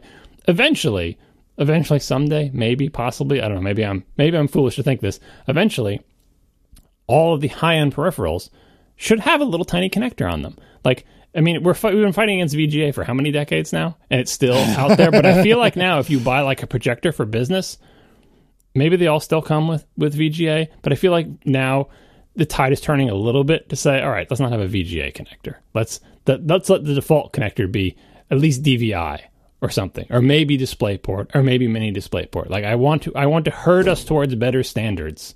I'm using hand motions here and knocking things on my desk. I want to herd us towards better standards. And I want Apple to help that along by purging legacy ports. So I'm actually mostly on Casey's side on this. And by the way, for this specific computer, for the 16 gig things, I just want to say, I think if Apple could have put 32 gigs in there with the particular Intel chipset, they would have. I don't think they're withholding it out of spite because they don't think people need it. It's just that, like, they were, as Marco said, totally dedicated to this thin and light thing. And 16 is all they could fit. If they could have fit 32, they would have offered it and charged us $8 bajillion for it like they usually do. So I have some faith that in 2018, when whatever the follow-up is, Coffee Lake, which is apparently going to be the next available Intel CPU with the good embedded GPU that can support 32 gigs of RAM with the good chipset. So 2018 or 2019, Coffee Lake, then we will get our 32 gig laptop, and not before then. And that may be a long, frustrating wait, but for this specific machine at this point in time, 16 gigs RAM of disappointing, but I can choke it down, and USB-C along the side, I'm pretty much okay with. I would have liked an SD card slot, but I gotta say, I'm mostly on Casey's side with this. And in fact, you mentioned the Band-Aid thing. I think it's exactly what I mentioned when I was talking about this in Slack, like, earlier in the week. That, rip the Band-Aid off. And of course, again, my complaint is, if you're going to rip the Band-Aid off, you can't do it by changing just one thing and keep selling the freaking MacBook Air forever. So I'm still angry at Apple, but not about this machine, about all the other machines. Well, and I think that's the thing is, I'm not the first person to have said this, but I wonder if some of the whining and moaning about these computers is less about these computers and more about feeling boxed. So let's suppose I'm a professional photographer and I want to have this machine in the field that can do, I don't know, whatever professional photography people do, like plug in SD cards and do computationally difficult things, or have a bazillion pictures open at once, which somehow necessitates 32 gigs of RAM. If this isn't for you, well, there's no real Mac Pro option. The iMac is below me because I'm a professional. So what options are left? And I think if Apple had simultaneously released or even made some amount of mention of, hey, here's some other device, be it a desktop or a super crazy laptop that's really terrible, but professionals would like it, or some other thing, then maybe we wouldn't be so desperate. But because we're all in the middle of the ocean, and paddling and trying to stay above water, but our arms are getting tired, and we're wondering if Apple really cares about us anymore. If that life vest will ever appear, we're getting really, really antsy and really concerned over a computer that really isn't meant for us. Like, Marco, you don't even use a laptop on a regular basis, yet here you are fairly perturbed about this particular laptop. And I think I think because of what you're about to say, though, because you have no options. Yeah, I as a pro am worried that the things I use are going to move towards laptops. And also, sometimes I do use a laptop. Like when I go away for like a week at a time, a few times a year, where I really do use that heavily during that time. So I don't use a laptop frequently, but when I do use it, I use it heavily. So I am a pro user when I use my laptops, no question. So I think Andrew Cunningham at Ars Technica had a good take on this. His intro to the review of the only review hardware that people have, which is the MacBook Escape, started by saying that Mac users have been frustrated with Apple lately, and the whole thing of like the Mac not getting updated as much and so on and so forth. And so the second paragraph is the new MacBook Pros, released for the record a year and a half after the 2015 models, which were in some cases changed very little from the 2014 and 2013 models, have been birthed into this era of frustration. That is the key thing, is what you were just getting at, Casey. It's not so much that I think people are particularly mad at these models, although everyone has quibbles about, what ports they have and the pricing and the 16 gigs and stuff like that. But because the world that they are entering is the world in which all of the most ardent Mac fans are frustrated with the Mac line. And as good as these may be, the rest of the line is still just sitting there, especially insultingly continuing to be sold, including the Airs, even after this, supposed possible Air replacement. That's the world these are coming into. So I think you're right that a lot of the anger related to this event is not about the computers that were released at it, is that it's like if you're already angry and someone does something kind of nice, you can pick the nice thing that they did and say, but I'm still angry about that other crap. And we are. We're all still angry about the other crap. And the more logical thing is, like you said, in any sort of situation, you say, well, maybe you shouldn't get this. Or it's like, well, what should I get? Like my options, I feel it for the people who want an inexpensive laptop computer. It's like, well, Apple produced these Pro models, but what if you want to get a decent Mac for a low price? Welcome to USB-A land. Welcome to non-retina screen. Like, you're going back in time to buy a computer that is really super old and is way crappier. Like, so it's really easy to be frustrated with the Mac line and Apple's treatment of it, even if you like the particular machines that they released. And if you're a super picky pro, and then you look at the machines they did release and you still, well, I have quibbles with those as well, it just adds up to a very negative reaction. I think I put something in the show notes of someone tweeting about this. This was Steve Frank, but it's echoing what you said. The level of pushback for MacBook Pro event is staggering. I sure hope someone at Apple who can make a difference is paying attention. Like, I agree that right or wrong, you can say all these people are whining or complaining or they don't have a reason, whatever. It is a really weird vibe. A pretty unprecedented vibe in the modern Apple era for Apple to have a major announcement of products and for the reaction from the most ardent fans, the people who are watching the live stream, the people who knew there would be an event at all, the people who read tech sites about the event, to have a vocal portion of that. You're not going to say it's all of them, not even going to say it's the majority, but definitely a vocal portion of that. Their reaction to the event to be like anger, like Apple did something wrong. Like, maybe we shouldn't have released anything. People are super angry at us now. Like, before, at least, they were just anticipating, like, well, wait and see. But now they're like angry at us. This used to happen, by the way, all the time before the Jobs 2 era. Anytime Apple announced anything, pretty much in the 90s, all the Mac fans would get angry at Apple. Like, this was the vibe for pretty much the most of my childhood and young adulthood with Apple was we were all angry at Apple for not winning the Mac PC wars. We're all angry at Apple for allowing Microsoft to dominate and all the dumb things that they did that we think they should have done differently, which would have, solved this problem, whatever. And anytime they announced anything, we were angry about it because we knew they needed a new operating system, and they'd announced a new operating system strategy, and we'd say, this sucks. This operating system sucks. What are you doing? When they announced macOS 10, everyone was super angry. I don't want a terminal. I don't want a command line. Being angry at Apple used to be the vibe.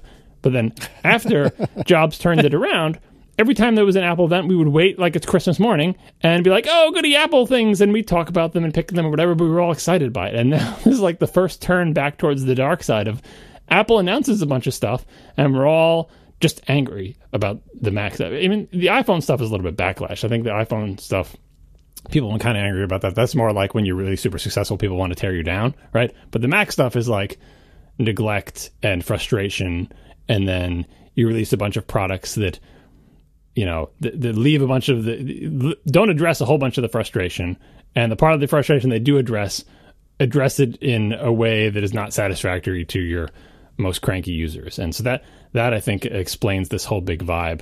And should Apple do something about it? Yeah, they should update the rest of their friggin' Macs. Like, that would go a long way. It would go a long way to calming people down.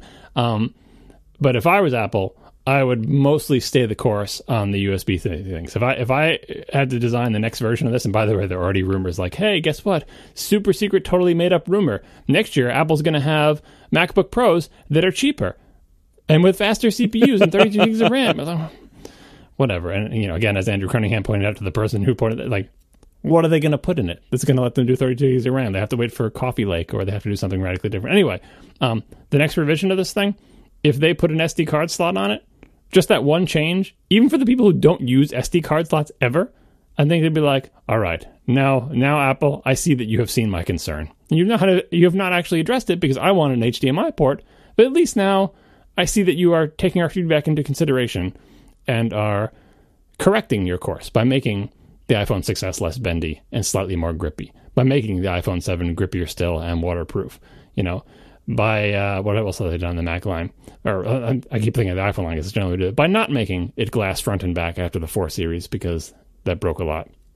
Like, that's all we want to see at this point for the Pros specifically, is maybe some slight reconsideration of the next iteration of this. But again, their hands are tied because of Intel's things, and so I don't think we're going to see a lot of corrections there. Just need to update the rest of the line. Force the rest of the world into the USB-C utopia that we were all promised. Get us away from those giant USB-A connectors. I hope we start looking at them like I look at SCSI ports now. Like, do you believe we actually have these things and plug stuff into it? They're huge. What is it, an air intake? I don't get it.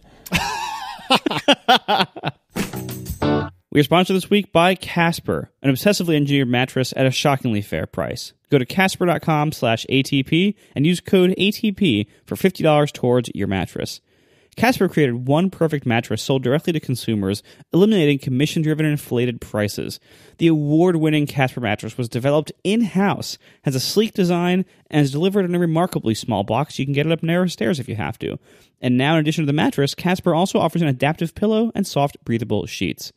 The mattress industry has forced consumers into paying notoriously high markups. Casper is revolutionizing the industry by cutting the cost of dealing with resellers and showrooms and passing that savings directly on to you. An in-house team of engineers spent thousands of hours developing the Casper mattress. It combines springy latex and supportive memory foams for a sleep surface with just the right sink and just the right bounce. Plus, its breathable design sleeps cool to help you regulate your temperature throughout the night. And this is all available at a shockingly fair price.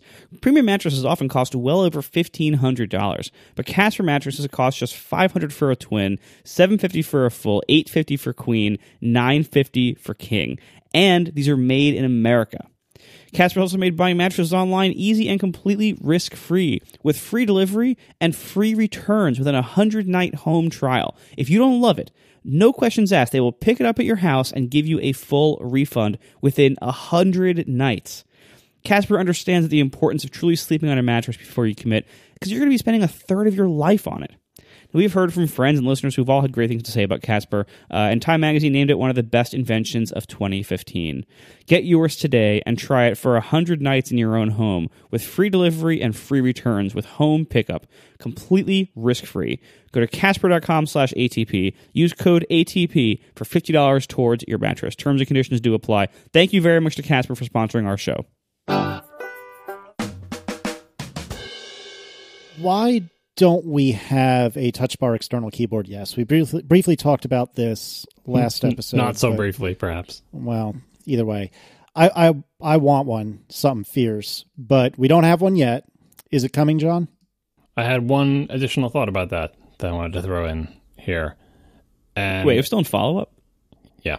Well, I think we've long since left follow-up, to be honest. No, we are. These are all follow-up. It's all follow-up from the things we talked about last show with new, because it's not like they announced any new MacBook Pros. We're still just talking about those last ones. Anyway. Oh, my God. For the keyboard with a touch bar, I thought of a reason that, once again, I'm disappointed that no listeners tweeted at me or emailed us. that the touch bar on the keyboard, not that this changes the odds of Apple doing it, but it makes me think that it may not be as great an idea as we think. And again, I'm saying this having never actually touched one of these because they're not out yet, right? Although I did try to order mine at work and they told me, sorry, we're not getting a new Macs until February. So, yep, corporate IT, yay. All right, anyway. The touch bar on the laptops, the whole idea about this is a touch surface that's not the screen. So you're not reaching up to touch the screen. It's down by the keyboard. It's on the level of the keyboard, so it's the rest of your stuff. But the touch bar is also a screen. And because the things on it change, you will have to look at it to know, like in this app, how is the context change, or define the control that you want, because you can't feel for anything on it. And especially if there's something visual like a display there of a timeline or a scrubber or whatever, you will have to actually look at it. And on a laptop, that mostly works out because your line of sight and focal distance on the laptop screen, which is when you're using the touch bar, is not that far off from the touch bar itself. Screen, touch bar, not a big change in focal distance. If you're using a desktop and your keyboard is in the right position ergonomically, and so is your screen, pretty big difference in focal distance. And most people who are touch typists don't look at the keyboard ever on a desktop, because why would you? You can feel where everything is. There's no reason to look down there, and it is a totally different focal distance. So experience-wise, using the touch bar not on a laptop may not be as nice an experience as using it on a thing where the screen is connected. I'm kind of thinking of like a heads-up display where like you don't have to look away from the road as much to look at your thing. So I don't know if Apple would ever trot that out as a reason that they don't produce a keyboard with this thing on it, but I think it may actually be a semi-legit reason why the touch bar is purely an animal of the laptop and is not ever a thing that is destined to be on desktop computers. I mean, one thing we don't know yet is, like, is it really meant to be like a continuous input device the way a trackpad or a keyboard is, or is it really meant to be what the function row was before, which is basically like occasional utility functions, right? We don't really know. Like, obviously, Apple has a lot of different demos and stuff that they have in their apps, but we don't really know yet how it will be used in practice. Like, will it actually become a really primary pointing device or input device, or whether it will just become like a little utility thing? If it is the latter, if it is just like a little occasional utility thing, it's a lot less important to have it on the desktop. You know, it might never come, and there won't be strong demand for it, and so it might not be worth, anything like that. But if it does come to the desktop somehow, again, if it is one of those like, occasional reference things, then it's okay to change your eye focal distance to go to it because you're not using it constantly. Whereas, like, if it's actually meant to be like some of the ways it was demoed with being things like a jog wheel in Final Cut Pro and stuff like that, like that's like a constant, frequent type of input device there. If that's the kind of things it ends up being very useful for, and we don't really know. I mean, whatever Apple says does not matter. What matters is what ends up being useful in practice, right? And we don't know that yet. Nobody even has these to review yet, so we don't even know yet. But if that happens, then I think you have a bigger problem with like frequently changing your focal distance and everything up and down from the screen to the keyboard and everything. Although honestly, I was using my laptop yesterday or the day before, using it for a while, and I kind of was playing. I was kind of like pretending that I had a touch bar, trying to figure out like how does it feel to reach up here for like scrolling or jogging or editing operations and everything. It's kind of too high up for me. Like for ergonomics, I'm a little concerned that it might not feel very good to reach all the way up there frequently for lots of interaction with my hands. Like I feel like that it might be a little uncomfortable and a little ergonomically weird. Like if it's going to be one of those like continuous input devices, I feel like that's kind of the wrong spot for it. And I recognize that like the right spot for that kind of thing would probably be between the space bar and the trackpad. But I also recognize, practically speaking, like that's really hard to design around and probably bad for like accidental input and everything. So that's probably why it's not there. But the way it is up top there, I do wonder a little bit about the ergonomics of using it very often. Well, like I said last week on the show, and as I tweeted as I tried to jam into a series of 3 tweets that I initially screwed up and had to delete and rechain together. Boy, we're really waiting for that edit this tweet function on Twitter any day now. Anyway, don't hold your breath. The time lapse, the like imagining what has happened to Apple keyboards over the years. So starting on the Mac Portable, you just watch the thing. squish into the thing. It just gets flatter and flatter and flatter, and the keys get so flat, and soon they're not even keys, and soon they're like flush with the surface of the thing, and they're just going down, down, down, and then all of a sudden a screen appears on the top of it, and then you just keep extrapolating that out. Why is the screen at the top? Why isn't the screen at the bottom? Why isn't the whole thing screen? Why isn't it a big force touch surface? Why, and that gets into all the millennials typing on the screens and the whole big thing. But seriously, if you time lapse that, it's comical to just look at it. It's like, you don't really realize how comical it is until, you don't need the Mac Portable to do it, right? But just look at an old laptop keyboard and you're like, this is what the keys used to be like? And in some respects, you're like, wow, look at this travel, it's so luxurious. But in other respects, you're like, look at all this wasted space and air to try to ape like the keyboard, which is aping the typewriter, which is, it's just like this whole big chain of things. And the new things do look more around, but then like you start shrinking them so much. And once you start adding screens, you're like, what are we even doing here? Again, I talked about it in the last show. It just seems like a straightforward extrapolation to say that surface doesn't need to be keyboard at a certain point. It's better to have a bunch of reconfigurable images on a taptic screen with force and blah, blah, blah.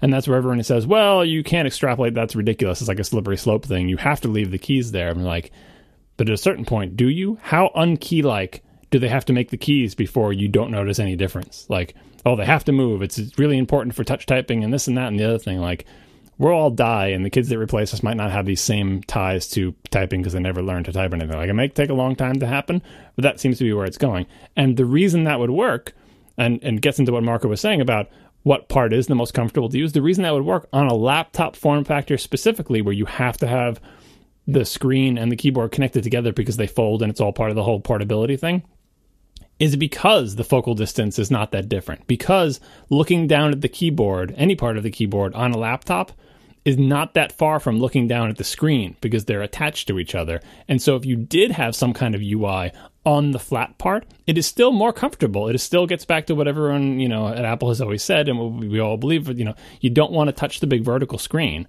But there is a horizontal surface that you can touch, and you can type on it, and you can use a trackpad on it, and now you can use a touch screen on it.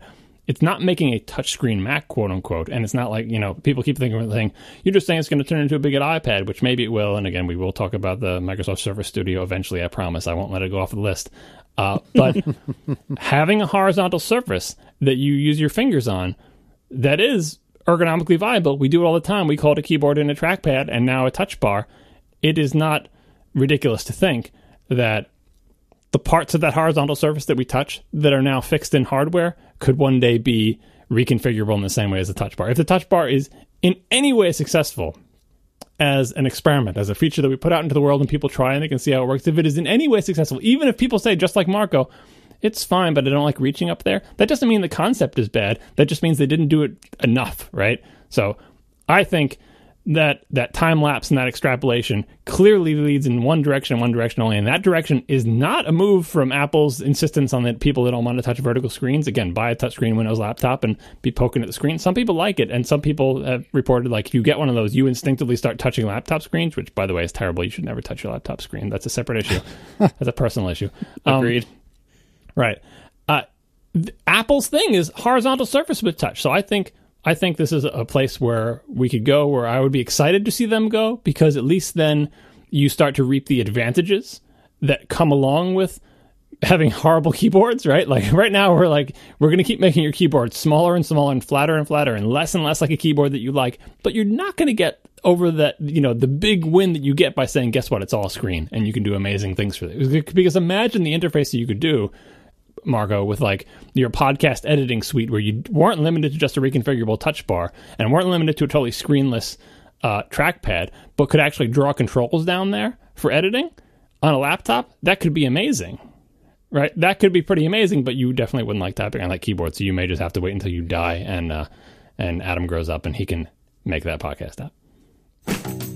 Our final sponsor tonight is Backblaze, unlimited native online backup for Mac and PC. You can get a free 15-day trial with no credit card required at backblaze.com/ATP. Backblaze is amazing online backup. I've used it for years, since long before they were a sponsor. I have it for my computer, my wife's computer, even my mom's computer. it is so nice to have online backup. And if you're going to have online backup, Backblaze is the one to get. You can also access all your backup data with their iOS and Android apps in addition to their website. So of course, you can always go to the website. You can download stuff if you need it. You can download just one file if you want. So if you left a file at home and you're on vacation, you can get to it with the iOS or Android app or the website or whatever else. It's so useful. I've done that all the time. I've done that so often. It's kind of like kind of makes your entire computer available online if you forgot a file somewhere. In addition to regular restore methods like that, they also have restore by mail, which means you can purchase a hard drive with all your data on it, and they will overnight it to you with FedEx. And if you return it within 30 days, you can get a refund on the drive cost. So it's a really great way to restore. Like if you have like a terabyte of data to restore, it might take a long time to download that on your internet connection. You can do it with an overnight hard drive with Backblaze for a very reasonable cost, as long as you send it back. Backblaze is trusted by lots and lots of people. They've stored over 200 petabytes of people's data. Over 10 billion files have been restored using Backblaze. This is such a great addition to local backups. Backblaze and I both agree you should still do local backups. You should still do Time Machine if you can. You should still do a disk clone like SuperDuper if you can. But you should also have online backup because it saves you from a whole class of other problems that no local backup can. Things like fire, flood, theft, power surges, all sorts of weird stuff that could happen to your computer and anything that's connected to it or in the same room as it. Online backup is a huge fail-safe. It is such great peace of mind to have this. You can get all of this for just $5 per month per computer with Backblaze. Unlimited space, unthrottled speeds. They will never throttle you and restrict how quickly you can upload things. It is so great. Go to backblaze.com/ATP. And you will get a free 15-day trial with no credit card required. Once again, backblaze.com/ATP for unlimited native online backup. Thanks a lot to Backblaze for sponsoring our show. So we forgot to talk about earlier when you were talking about the new MacBook Pro. How excited are you for yours to arrive? Because you ordered the MacBook Escape. I did order the MacBook Escape, and I canceled it before it shipped. Because insert the Marco's Waffling jingle right here. Yep. Yay, Marco's Waffling. Maybe that's the jingle. Yeah, basically, I still might get one. I haven't decided for sure I'm not getting one. But as I looked at more of the specs and as I thought about it more and as some of the early reviews started coming in, I figured, you know what? I think I want to wait until I can actually try the keyboard in a store. I can actually see it next to the 15-inch and really decide, and hopefully try the TouchBar in a store too, and really decide then. Because my laptop is fine. I'm not in a huge rush. The only thing that really drives me nuts about it is that I'm always out of space. Because I got the base model, which is awesome in every single way, except the hard drive space is not nearly enough. So I'm always out of space on it, and it's a huge pain. And it is a big problem for how I work. But if I just KC it up, I can just bring an external drive wherever I go and plug it in and and I'll have my bag of dongles and wrap it all up in my Tom bin pouch or whatever it is, and I love it. I'll go full blast, full Casey, and just plug in a bunch of crap to my laptop, and so I will solve the problem that way until I can figure out what I want to do. Because honestly, like once I didn't feel good about how much it cost. Like the configuration I got was the i7 CPU, so the highest CPU. And 16 gigs and 512 SSD. And that put it up to $2,200. And I'm like, I don't feel good about spending that much on a 13-inch. Even a nicely spec'd one. Like that doesn't feel great to me. And I realized, I could do that, but I'm not even sure. Like, I once again had 15-inch regret, or like, I like the fear of 15-inch regret, basically. Like, as I mentioned before, like I have sometimes regretted not getting the 15-inch, and when I've had the 15-inch, I've always been like, man, I'm so glad I have the 15-inch. So I'm like, I should probably wait and actually try the new one first. So that's basically it. I'm going to wait until the new ones are actually in stores, and until people have reviews of all the different configurations and real-world battery tests. Like the reviews of the MacBook Escape, I guess the embargo was lifted today. So a whole bunch of the reviews came out, like the aforementioned ours one, and ours did a battery test that showed. Interestingly, basically, that the low demand battery life is ridiculous. I think it was like 16 hours or something. It's ridiculously good. but if you actually stress the processor, it's 2 hours. And so it's like, well, Yikes. that's very similar to the current ones. Like the current ones, if you really stretch it, if you turn the brightness down, if you really are gentle on it, on my 15-inch now, I can get 10 hours.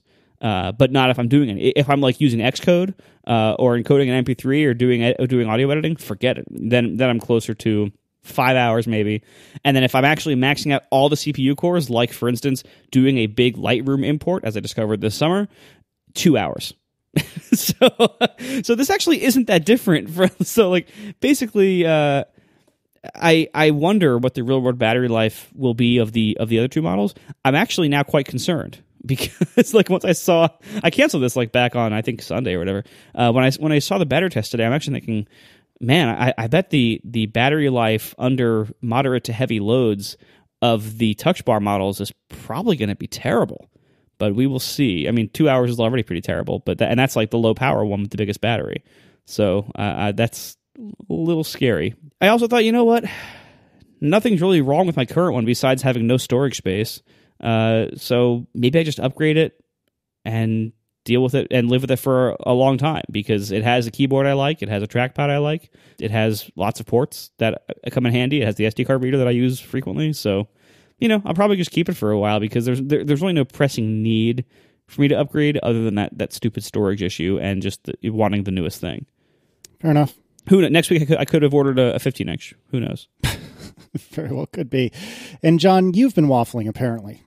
Yeah, this was just another misplaced item in the things we already talked about. It was about the display and the iMac versus the Mac Pro, but Marco always screws up the order, so there you go. That was my waffling. You're welcome.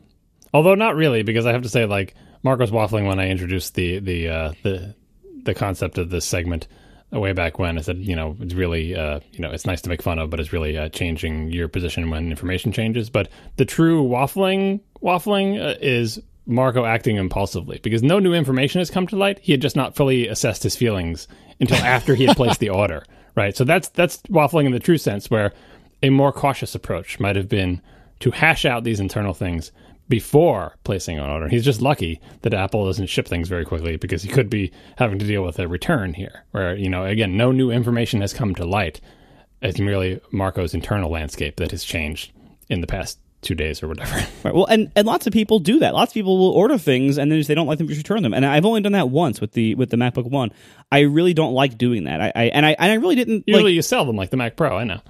Yeah. Well, yeah. Returning stuff. Like I feel bad. Like I know it's there for a reason. I know that Apple probably doesn't really care if I return it, but I feel bad because I know that like I'm invoking this clause that is not meant to be invoked frequently. There's a cost to it. People are bearing costs to this. It isn't meant to be like a free home trial. So I try not to return things if necessary, or if possible, rather. Fair enough. Why is there no TrueTone display in the MacBook Pros? What's up with that? Two theories. One is just like they didn't get around to it because this is a really old design of a machine, you know, like all the lead times, and this could have been released sooner and blah, blah, blah. Like, that's the obvious explanation. Like, it's just not there because timelines. And even though this Mac is coming out now, we all know that they've been delayed because we were waiting for Intel CPUs and all sorts of other crap. So the other possibility that occurred to me is maybe I guess that doesn't explain why the feature isn't there, but why, even if it was there, why some people might not enable it. For people doing color-sensitive work on this screen, and I guess there are those out there, like because it does have the P3 screen and all this other stuff, wouldn't you kind of not want your screen to change color profile based on the ambient light to try to get a more consistent color experience? I don't know. I don't know enough about our, maybe ours would want that, because look, if you don't change it, it's going to look weird when you're in, sodium lights versus fluorescence versus whatever. Not that they're going to be doing their work on the side of the road under sodium lights. But anyway, maybe they wouldn't want it to change, but I can also imagine them saying, I just want to calibrate my screen and have it the way I want it and not have it worry about whether the studio lights are on or off and having it change the color, right? So that maybe there's just not a lot of demand for it, is what I'm saying. Well, but I mean, it's, you can't like whip out pro use cases selectively to justify certain things, which Apple does. Like, if you say like, people don't really want it on Macs because they want their color accuracy, well, don't people want that on iPads too? Like, but it's on the iPad, so like, yeah, I don't think people are doing as much pro work on that. But what I was saying is, like I said, it's not a reason not to include it, but it's a reason that even if they did include it, I think some people might have wanted to turn it off, which you can do. You can do it on the iPads too, right? It's just a toggle switch. Like, so that's what I'm saying. So I think actually, if and when they do eventually introduce it, I can imagine people saying, "Oh, that's nice, but I'm never going to use that because I do professional color work on it." And and I have it on my iPad Pro. I have it enabled, and I have to say, it is subtle enough that I don't notice it. Unlike the stupid thing that makes your iPad look like someone peed on it when the sun goes down. I don't notice the TrueTone, as it is subtle enough. And I know the lighting in my house is totally very warm compared to what lighting could be in other situations. But I don't notice the TrueTone. So it's I think it's great for plain consumer uses of it. But that's, in other words, that's why I think you don't hear people are complaining about the ports and about 32 gigs of RAM. I haven't heard any professional users complain that there's no TrueTone. Yeah, well, where it is nice to have though is like, and Phil mentioned this when he was doing the presentation of the iPad Pro announcing TrueTone. He said something along the lines of like, once you have it, you don't want to go back, because like once you have displays in your life that are adjusting color temperature throughout the day for whatever reason, whether it's reacting to the room lighting or whether it's doing something like night shift / whatever flux. P screen is what you're thinking of. Yes. Once you have like one of the screens in your life doing that, it's really weird and jarring to have other ones that aren't. And so like if you are getting into the lifestyle of flux / P screen / night shift and TrueTone, which are I think really two different degrees of a similar kind of thing, you want all your screens to have it. I think that's only true of the night shift things, because every day I use both my iPad and at least one other screen that's not color adjusted. So TrueTone, I think, is subtle enough. That's what I was saying, that you don't notice it. You just think it's the same. Like, because I'm using them in different rooms, so I don't have them side by side. Perhaps if I had them side by side, I would notice the difference. But when I'm using my iPad, usually in my bedroom, and then I come down and use the 5K iMac, I do not notice that they're different. I think I would notice if it was night shift, because again, that is super noticeable, and you'd be like, "Oh, the screen is so blue," after sitting in front of your pea yellow iMac screen. I mean, it is yellow, but I like it. It's probably a placebo, but it feels like it's so much easier. Make your computer look like it's broken. Pretty much. Back in my day, they would be like, "Is the green connector loose on the back of your monitor? Wiggle it a little bit." Hey, I still have Component in my bedroom TV, so I know what you're talking about. The Mac startup chime is dead, and I don't care. So anything else we want to talk about? There's a bunch of asterisks on that, though. Like it's off by default, but you can enable it with these NVRAM commands, and yeah. We'll put a link in the show notes to how you can enable it. The other weird one, they're doing this weird stuff with power and opening the lid on the MacBook Pros, which mostly is a good idea. Like basically, when you open the lid, the thing boots, which I think makes sense for most people, because most people, like, why are you even opening it if you're not going to turn it on? But if you're an old person who's not used to that happening, you can turn it off with another NVRAM app. Same thing with the startup chime. And like the startup chime has been compared to the Happy Mac, which I don't know if you guys still had Macs back when the little Happy Mac appeared. Did your first Macs have that? No. On boot? So you would turn on the Mac. This is from the original Mac. And a little tiny pixel art thing, Susan Kare pixel art of the original Macintosh with a happy smiling face on it would appear. And that was a super important part of the original Macintosh experience, along with the whole rest of the GUI and this funny thing called a mouse with a wire on it and everything like that. And it lasted for years, long after Macs didn't look like that anymore. Long after Apple was no longer selling Macs like that, you'd buy a titanium PowerBook and you'd boot it and it would have that picture on it. And people must be thinking, what is that? Like people who didn't know the original Mac, like, it doesn't look like this computer I'm in front of. Is it like a little square person? Is it a robot? I don't know, but it was adorable and it was tradition, and we liked it. And eventually Apple canned it and said, when you turn on our computers now, you don't see that. You just see this Apple logo, and so we can have a separate debate about Apple's dedication to whimsy and all sorts of other things. When the Happy Mac went away, it was sad. The startup chime going away, same thing. Oh, it's all the old traditions or whatever. I'm mostly okay with this because, traditions have their time. The Happy Mac had its time, and then its time was over. And the startup chime is, I think, a vestige of that same age. And if anything, it probably should have gone at the same time. When discussing this, you see all the people who are super annoyed by the startup chime. It is kind of annoying and unexpected. It's from a time when booting a computer was an event worthy of a sound. That is no longer the case, because we would, first of all, you shouldn't be rebooting your computer. Just put it to sleep at night, right? And it's just not. It's not a thing that's done. You're not rebooting it because it's crashing all the time, which is the other reason you hear all the chimes back in the 90s in your office full of Macs, right? Because there was no memory protection, and one bad program would take down the whole thing. Usually an Adobe product, but it's not like that's a vestige of a different age. And I think at this point, it is more luxurious and more sophisticated to not make a big boom. Here I am. I'm turning on.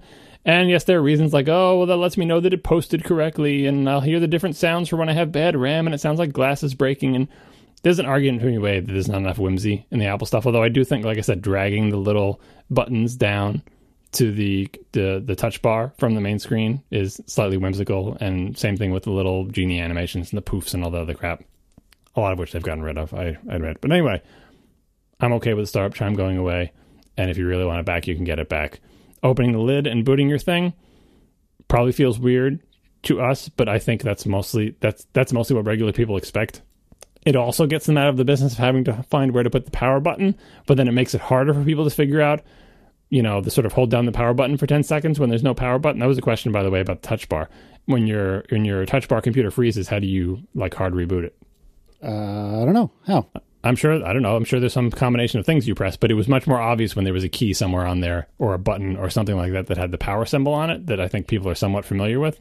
And now it's going to be a little bit trickier. I believe you hold down the Touch ID button and the volume down circle on the touch zone. Yeah, I'm sure there's some way to do it, but it is less obvious than, Touch ID is the thing, but there's no little power symbol on it. Anyway, I'm okay with it, surprisingly, and I am the oldest, crustiest Mac user ever. Yeah, I am stunned that this is okay with you.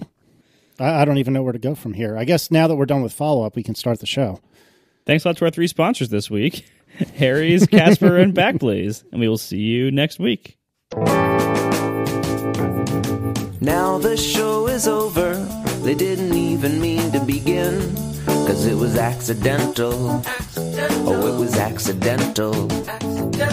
John didn't do any research. Marco and Casey wouldn't let him, 'cause it was accidental. Oh, it was accidental. And you can find the show notes at atp.fm. And if you're into Twitter, you can follow them at CASEYLISS. So that's Casey Liss, MARCOARMENT, Marco Arment, SIRAC, USA Syracuse. It's accidental. They didn't mean to. Accidental. Tech podcast so long. I knew it was going to be a total follow-up show, but there was just so much more to talk about that event. The event that changed the Mac world. Sort of. Maybe. Well, it really what's changing the Mac world is the slow neglect of the things they're not mentioning. That too. What changes the Mac world is not going to be announced on stage. It's going to be just slowly trickled out through press releases and controlled leaks. Well, so here's the thing about that. All the crankiness from you, Marco, and also from other people about neglecting the Mac or whatever. The thing that I find frustrating about it is it's so clear that Apple's message is, we care about the Mac. They said it in uncertain terms. Tim Cook said it, Phil Schill's saying it in all the interviews. They're not beating around the bush and trying to say, well, but we kind of do a nice thing. They're emphatic. We care about the Mac. The Mac is really important to us as a product. And again, it doesn't really matter what they say, it matters what they do. But what it means is that the message Apple is trying to send is that they care about the Mac. And if that's the message they want to send, why would they send that message? They're not trying to trick us. It's not a trap. They want that to be the message. And it's almost as if we can't do anything in the short term to really convince you. So all we can really do is say, they don't announce future products. They can't, they're not going to come out and say, here's what we have in the pipeline for the Mac for the next year. We realize we've neglected it. That's not their thing. But they're totally saying, we care about the Mac. So I think for everybody who says Apple doesn't care about the Mac, you'd have to basically be saying that Apple is lying to you to trick you. Or you can say they think they care about the Mac, but they don't know how to care for the Mac anymore. They don't know what the Mac needs. The Mac needs to go elsewhere, right? But they are totally all on the same page. The Mac is very important to Apple. It's super important that we talk about the history. Going forward, we care about it. And I really hope that is really true from top to bottom, because that gives me some notion that they will actually fix things with their actions later. Because it would be really weird for them to emphatically say they care about the Mac as a reaction to all of us thinking that they don't, and then just never do anything different. Like, that would be super weird to me. So do you think that there's hope in sight? I mean, given that they're saying so strongly, oh, we care, we care, we care. But earlier this episode, you're thinking, oh, there's not going to be a new Mac Pro. So how do you feel? Well, I mean, the Mac Pro is not the Mac. Like, their vision of the Mac could be all laptops, right? But all that would mean is, like, well, then at least friggin' update your laptops more often. And I'm hoping, all of the angry people are getting the message through. Like, if I had my way, I would say, like, say someone says, oh, you can't have desktop Macs anymore. Fine, whatever. The Mac is just going to be the laptops. I would say, get rid of all the old models. Stop doing the thing where you keep them around for a long time. Update your whole line. Have a line of products from just under $1,000 on up to bajillion dollars that is all modern, all nice, all updated on a semi-yearly basis. Do that, right? And then we'll be, and then beyond that, you can say, okay, well, if you're going to have desktops too, do X, Y, and Z. But it doesn't matter. Whatever you decide defines the Mac, whatever technologies involved, whatever ports, whatever form factors, or whatever. I really don't like this Mac line that is littered with, like, the corpses of old Macs. I really, really don't like it. Yeah. It makes the whole product line a minefield, and trying to recommend one is bad, and you get in these uncomfortable situations. No matter when you update, and you get into these situations where there's not, like, a safe one to buy depending on what your needs are. Like right now, if you want to get an inexpensive Mac that's good, choose one or the other. You can get an inexpensive Mac, or you can get a good Mac, but you can't get them both. Honestly, like, the old models that are still for sale are quite compelling. Like, it's kind of a shame they shouldn't be, because they're 3 years old. Not the MacBook Air with that freaking screen that is not compelling. No, that's not. But like the old 13-inch MacBook Pro is still for sale, and that's a pretty good buy for what it is. The old 15-inch is also still a pretty great value, honestly. But yeah, I mean, all the negativity and cynicism aside, which is not unwarranted, there is one thing here that I'm optimistic about. And as you said, actions speak louder than words. And they can say they're committed to the Mac and everything, but what matters is what they ship and what they show, what they do. And they did just ship the TouchBar. Well, they're shipping the TouchBar in like a month. I don't know, whenever they're shipping. It's not actually... 4 to 5 weeks. Well, yeah, whatever it is. So they're shipping the TouchBar sometime soon, even though not even reviewers have it yet. And so who knows if it's delayed for some reason, or if it's just bad supply chain management because Apple can't launch a product anymore. Every TouchBar Mac comes with a free set. It comes with a free set of AirPods, though, so it's okay. Yeah, right. That's what's delaying them. So all that aside, the TouchBar is not just a quick hack to sell this generation of MacBook Pros. They have gone deep with this TouchBar. It is deeply integrated at the hardware levels. It has like its tendrils all over the hardware of the computer, like the way it's integrated, the complexity of it, how it integrates with things like the camera and the microphone allegedly, and the APIs for it are really extensive. And Apple has clearly spent quite a lot of time and effort updating all their apps to use them and bringing in partners to have all their apps get ready for it and everything.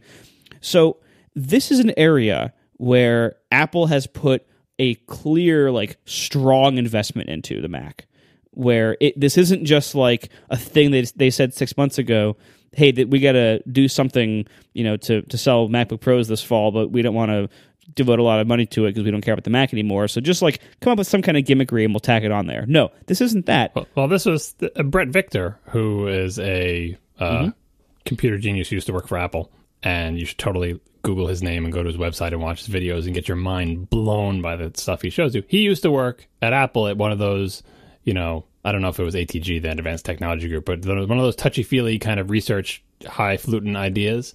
And he left partially because, like, he had all these great ideas in his group that never went anywhere. And according to his tweets, this idea, the TouchBar essentially, it was one of the ideas that was at Apple 8 years ago. And I mean, that's true of everything. Apple's, I'm sure they're looking into VR and AR for their car stuff and like all sorts of research or whatever. A lot of the times these things don't go anywhere. They don't end up in a product. And Brett Victor's frustration with a lot of the Apple stuff is, look at all these great ideas we have and you never put them into products. but Apple is patient, and sometimes an idea has its time. So it's not as if they worked on the touch bar for 8 years, but the concept of maybe this is a thing we could do with computers existed at Apple 8 years ago and has probably existed as a feature planned for laptops for at least a year or more, especially given the Skylake delays, which informs a lot about these machines. It's like, I think Apple expected to ship these sooner than they did. So when this thing appears and it's got, like you said, mature APIs and tons of app support, that's partially due to the delay and partially due to, like you said, this is not a new idea. This is an 8-year-old idea that must have been resurrected by somebody, or maybe every couple of years they reevaluate a bunch of this bucket of old ideas and say, are any of these applicable to current technology, or is it not time for? And this came out of, like my Mac Pro, came out of his 8-year slumber and said, it is my time now. Put me on a MacBook. And they did. Well, and I think now is a good time because the way they implemented it, which seems to be a pretty good implementation by all the first-hand accounts and the little bit of tech info we have about it, but it seems like it's basically an Apple Watch in a lot of ways. Like it has an OLED Retina density screen, basically. It's driven by a chip that sounds very similar to the Watch's S1, has the secure enclave and everything, Touch ID, all that stuff. Like almost all of that is fairly recent technology that they really wouldn't have been able to deliver in that form until basically now. And also you needed, like, it's not just they wouldn't be able to deliver in the fall, but you have to say, because Apple did a watch, which is not related to the Touch Bar really, but because they did the watch, that's why they had the ability to make the T1, because they had made the S1. Like, it's like now the pieces have come together. It's not as if they made the watch so they could make the Touch Bar, but these ideas, these technology research projects and concepts they have sometimes only come to fruition, not because they couldn't have built the Touch Bar earlier, because clearly they could have, but because now you see, hey, guess what? We have all the pieces for the Touch Bar now. I don't think they would have dedicated a, like, hey, we've never made an ARM CPU before, but let's start a division to make a tiny ARM CPU to power the Touch Bar. Like, they didn't choose to do that, but because they have expertise in ARMs and because they made the watch and because this and because that, now's when it all comes together. But it's like, this is one of those concepts, ideas of like different ways of interacting with the computer. Should we touch the screen? Should we touch the keyboard? Should the keyboard be a big screen, which I'm sure they've tested, and all this other stuff comes together in a product. And that's the best way it should work, is like, keep those ideas, patent them, I roll. I hate patents. And when their time is, explore everything. And you'll know when the time is right, when it all kind of comes together. And then when you do launch it, it won't appear as like a half-assed thing. It'll be launched with tons of app support and a mature SDK. And, I really hope it's a good idea, because they did invest a lot of time and money in this on their side. So you're right. That does mean that is one action that matches their worth, which is the Mac is really important to us, because that's a pretty significant investment in some pretty weird hardware stuff that the Mac hasn't seen for a long time. I mean, they could have added Touch ID to the Mac, at the same time as it came to the phone. If the Mac was as important as the phone is, it obviously isn't, but it is still important enough for them to bring Touch ID, and not just Touch ID as like a little black square on the keyboard, but also this whole Touch Bar concept.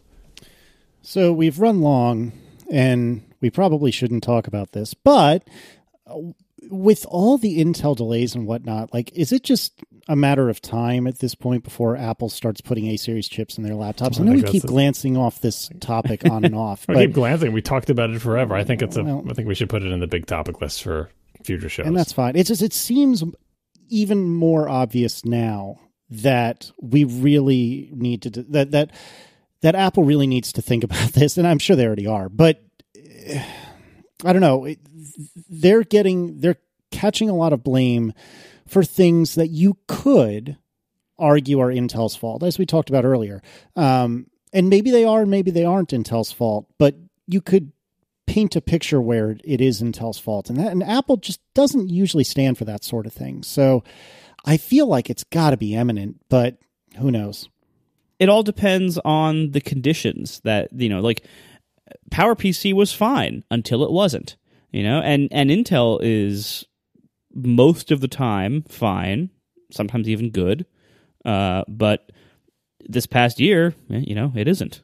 And we'll see, if Intel is going to keep having problems and keep having incentives and priorities that don't really line up with Apple's very much, and keep having delay problems and everything else.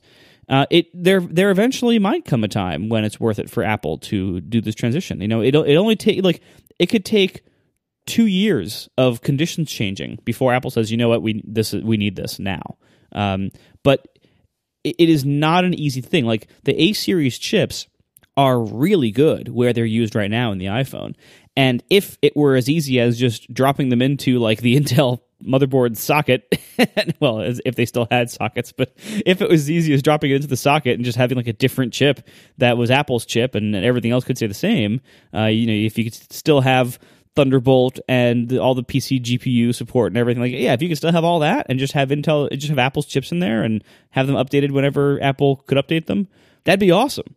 But it isn't that simple. Well, they can do that. That's the other rumor, is that Apple would make its own x86 chips. Like they would get AMD and then they're licensed for x86, and like the Apple would design that. Then you could drop it in, and they would license Thunderbolt. Like that is one of the other rumors, along with the RMAC things, and that does have a lot of advantages if Apple ever wanted to do it. But as we said on past shows, like the stumbling block for a lot of this is the Mac worth that kind of investment? Anyway, I think this is a much longer topic, and I don't want to go much longer, so I put it in the topic list for future shows, unfortunately ahead of Microsoft Studio and Nintendo Switch. Sorry, everybody. I also put in a line item for Mac clones. Oh, God. Which is another discussion that came up in the wake of that event. Again, how upset are people? To the point where the idea of licensing the Mac operating system has once again come up, not as a joke, in certain circles. So, two things. First of all, the baseball game is now tied in the bottom of the eighth, so this is getting interesting.